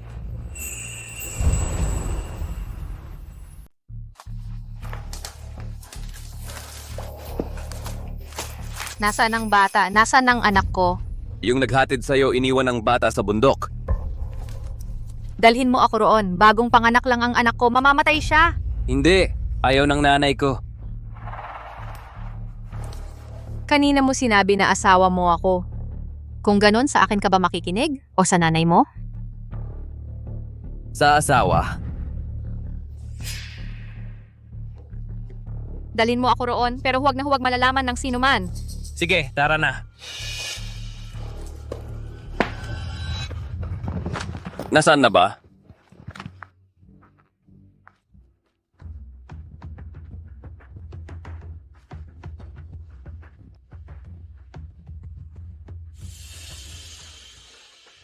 Huwag kang umiyak, baby. Nandito na si mama. Hanapin ninyo sa kabilang dako. Asawa. Tumakbo ka na. Nandito na sila. Takbo na, asawa. Davao. Nasa harapan lang. Hulihin ninyo siya. Huwag umakyat na ang babaeng iyon sa bundok Wolong at ang bundok ay puno ng mga nakalalasong insekto at mababangis na hayop. Tiyak na mamamatay siya roon. Bundok Wolong? Oh. Nanay, huwag ninyong hulihin ang asawa ko. Walang kwenta ka. Mahirap na nga lang na makabili ng may bahay para sa'yo.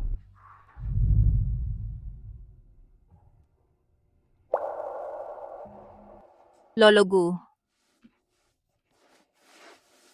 Ligtas dito, huwag kang matakot.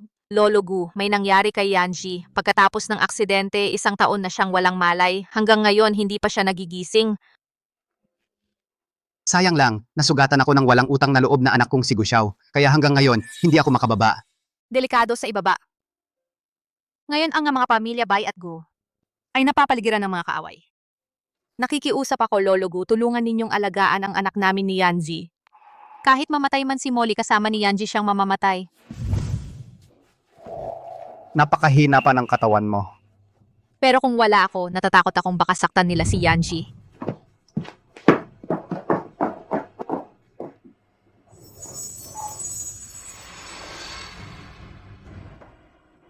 Ang batang ito ay isa palang pinili ng tadhana. Marahil, siya ang makakapagpawi sa sumpa ng aming pamilyang Gu. Tatawagin na lang kitang Munting Fubao.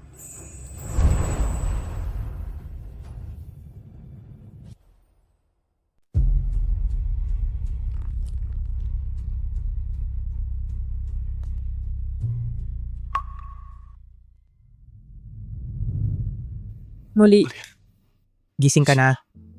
Kuyanji, Nandito ako. nandito ka pa? Nandito ako. Palagi akong nandito para sa'yo. Hinding-hindi kita iiwan. Sina Bai Susu at Bai Zhenxiong? Sinamantala nila ang pagkapanganak ko kay Fubao nang ako'y mahina at ipinagbili nila ako kay nanay ni Dabaw. Buti na lang kahit medyo tanga si Dabaw. Mabait naman siya. Pinalaya niya ako. Hawak-hawak ko si Fubao, napadpad ako sa bundok pagkatapos nakilala ko si Lolo Gu. Bai Susu. Bai Zhenxiong, hindi ko sila palalampasin. Ipinagkatiwala ko si Fubao kay Lolo Gu at pagkatapos bumaba ako ng bundok. Pero pagbaba ko, nakita agad ako ng mga tauhan ni Guxiao. Nang magising ako ulit, ang mga alaala 1 taon pagkatapos ng aksidente ay nawala na lahat. Takot na takot ako. Pero, sa aking pagkalito, narinig kong gising ka na, pinuntahan ka agad. At doon ko nalaman, ikaw at si Bai Susu.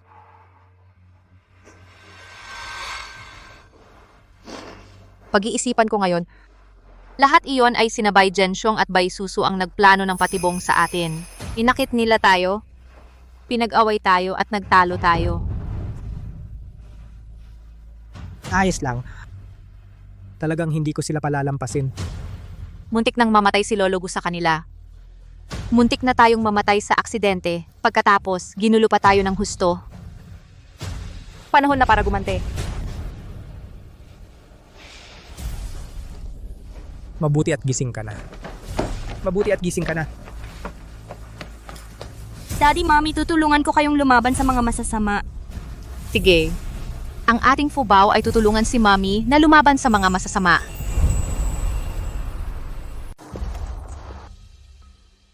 Mahal, samahan kita sa loob. Mabait si Daddy. Hayaan nating si Mommy na lang ang pumasok. Kailangan nating patayin ang mga masasamang yon sa isang sampal. Hindi mo naman siguro sasabotahe ang plano, di ba? Tama si Fubao. Tahimik muna kayong maghintay. Kapag nahuli na natin sila, saka tayo kumilos.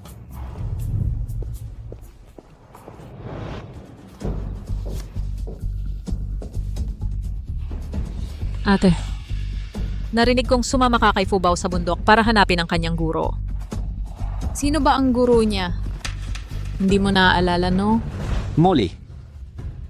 5 taon na ang nakalilipas. Ano ang nangyari 5 taon na ang nakalilipas? Ano ba ang dapat kong maalala? Wala. Hindi naman anak, natatakot lang ako na baka may magutos sa'yo. Nasirain ang samahan nating mag-ama. Bakit mo ba ako pinatawag ngayon? Marami akong ginagawa. Sa kumpanya, ang dami-daming bagay ang kailangan kong asikasuhin. Yun nga, ang pamilya natin ay matagal na hindi nagkakasama-sama para kumain, di ba? Noon anak, pinilit kitang i-cancel ang engagement mo kay Yanji. Mali yon. Naging mainit lang ang ulo ko noon. Humihingi ako ng paumanhin sa'yo. Tama ate, hindi na kita aagawan pa ni Brother Yanji. Marami akong nilutong masasarap na pagkain, paborito mo ang lahat. Tara sabay-sabay tayong kumain. Ikaw ang nagluto? Baka malason ako. Ano? Paano naman mangyayari yon? Biro lang. Ano ba, magkakapamilya pa rin naman tayo. Ibinigay ni Lolo sa akin ang buy group. Alam ko, hindi ka komportable. Tara, kumain na tayo. Kain. Kain na tayo. Ate, ako mismo ang nagluto nito. Tikman mo. Isipin mo na lang na ito'y aking paghingi ng tawad sa'yo.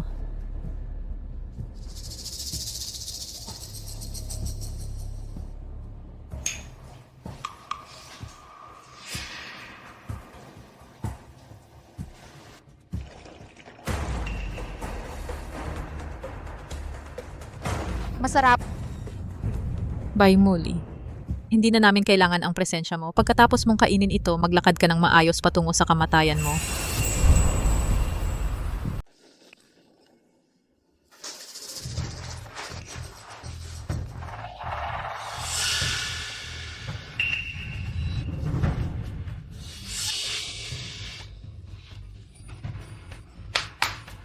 Gago. Ihatid mo siya sa tabi ng lawa, itapon mo siya sa lawa at malunod. Pagkatapos sabihin mo na lang na nawalan siya ng pag-asa at nagpakamatay sa lawa. Opo.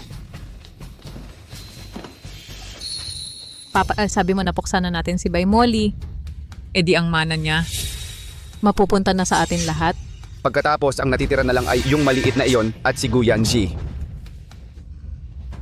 Gu Yanji. Binigyan ko na siya ng pagkakataon. Siya mismo ang hindi nagpahalaga. Huwag mo na akong sisihin. Kung ako man ay maging mabagsik.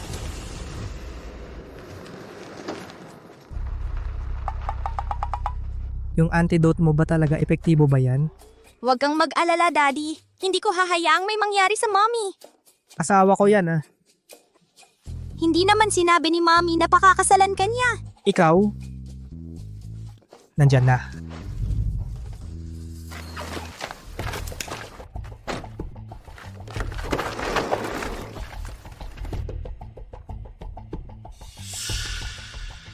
Tigilan mo yan. Huwag kang gagalaw.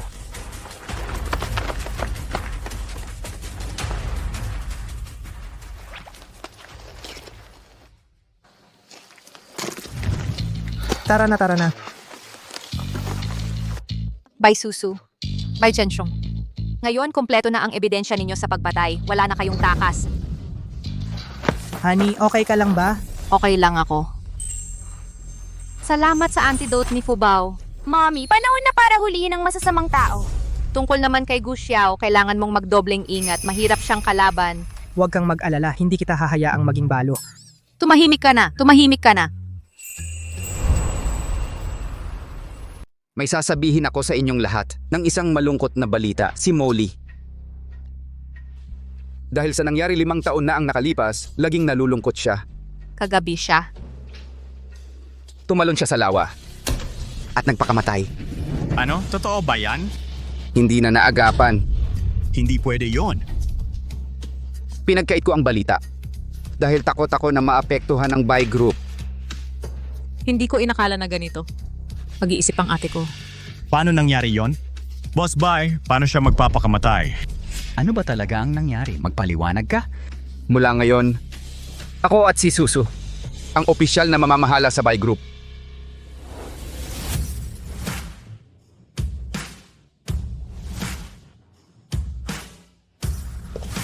Kumusta, Boss Bai?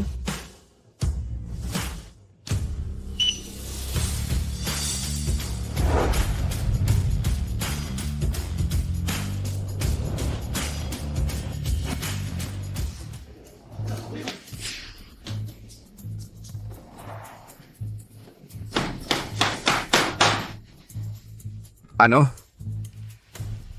Ako ang mamamahala sa buy group. May problema ba kayo?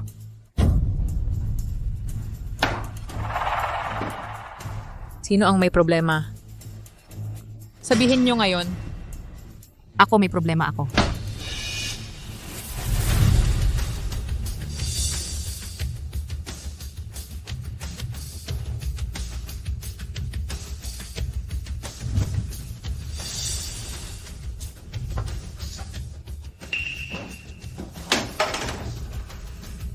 Ikaw?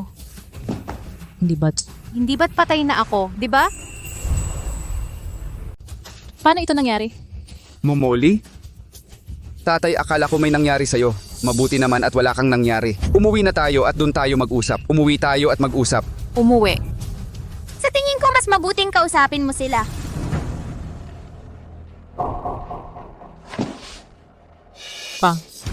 Bye, Molly. Ano ba ang ibig mong sabihin? Ama mo ako. Ikaw pa rin. Ang kausapin mo sila. Sumama po kayo sa amin. Kasalukuyan kayong pinaghihinalaan sa pagpatay, pagkidnap at pagbebenta ng tao. Dalhin na! Huwag kang magingay. Bitawan niyo ako. Bye, Molly. Walang hiya kang anak. Bitawan nyo ako. By Molly, hindi kita palalampasin. Mommy, hanapin natin si Daddy.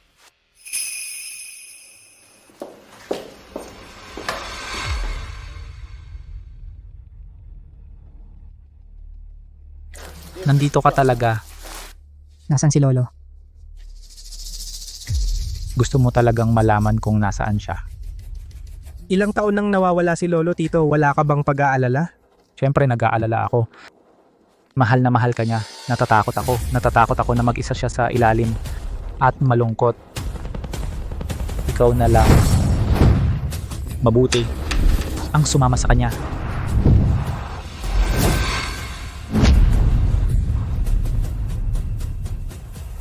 Guyanji. Daddy! Guyanshi. Daddy.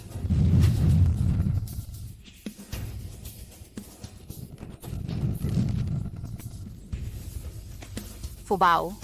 Mommy, tara na tingnan natin si Daddy. Gago. Akala mo ba dahil may paboritismo ang Lolo, kaya niya ibinigay sa akin ang Goo Group? Mulat sa poll, patas lang ang laban natin. Nais pa nga ni Lolo na hatiin ang shares sa atin.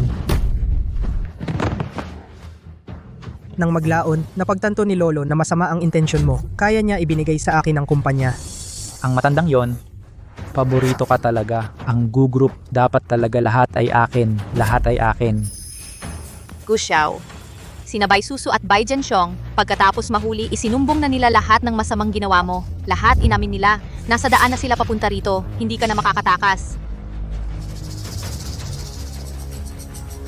Maliit na babae, ikaw na naman ang sumira ng plano ko. Kung ganon, sabay tayong mamatay.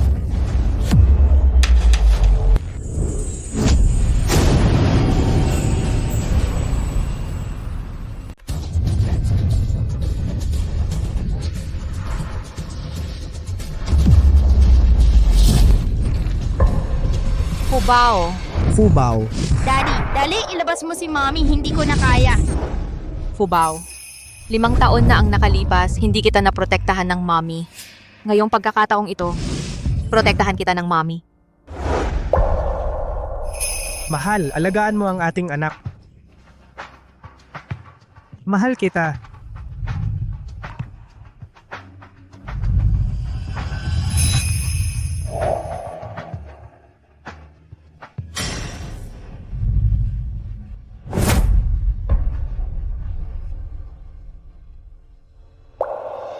Yanzi. Daddy. Yanzi. Daddy. Guyanshi. Daddy. Guyanji.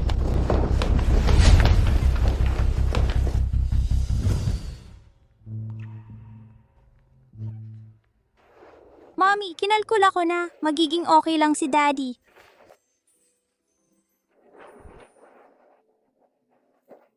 Doktor, kumusta na? Paumanhin po talaga. Tinusok ng tuyong sanga ang puso at baga niya. Nang dalhin siya rito, wala na siyang hininga.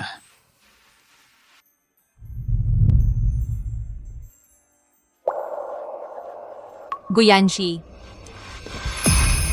Sinungaling ka. Hindi mo ba sinabing pakakasalan mo ako? Sinungaling ka.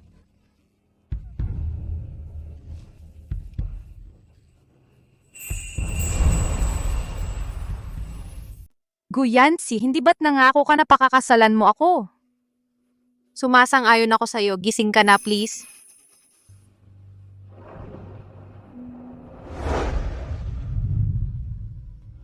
Mahal, nakaupo ka sa sahig. Anong ginagawa mo? Ang dumi-dumi ng sahig. Tumayo ka na.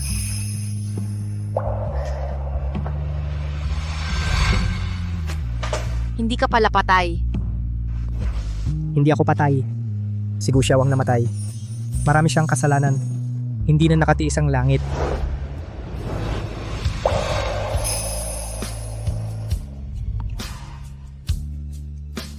Daddy, makisuyo ka na kay Mommy! Mahal. Pakakasalan mo ba ako? May iba pa ba akong pagpipilian? Ako na ang pinakamaganda. Kung hindi ako ang pipiliin mo, sino pa ba? Oo, pakakasalan kita. Ang saya-saya! Si Mommy ay pakakasalan na ni Daddy.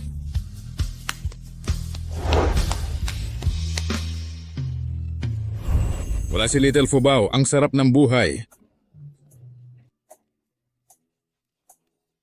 Ngayong buwan, nakumpuni ko na naman ang isa antigo mula sa panahon ng naglalaban ng estado. Ngayong wala si Fubao, ang mga kayamanan ko ay mananatiling buo at maayos. Ang aking 5-colored brocade phoenix ay nanganak na naman ng 6 na sisiw. Ngayon maaari nang mabuhay ng payapa at matiwasay. Master, bumalik na si Fubao. Ang maliit na demonyo. Bumalik na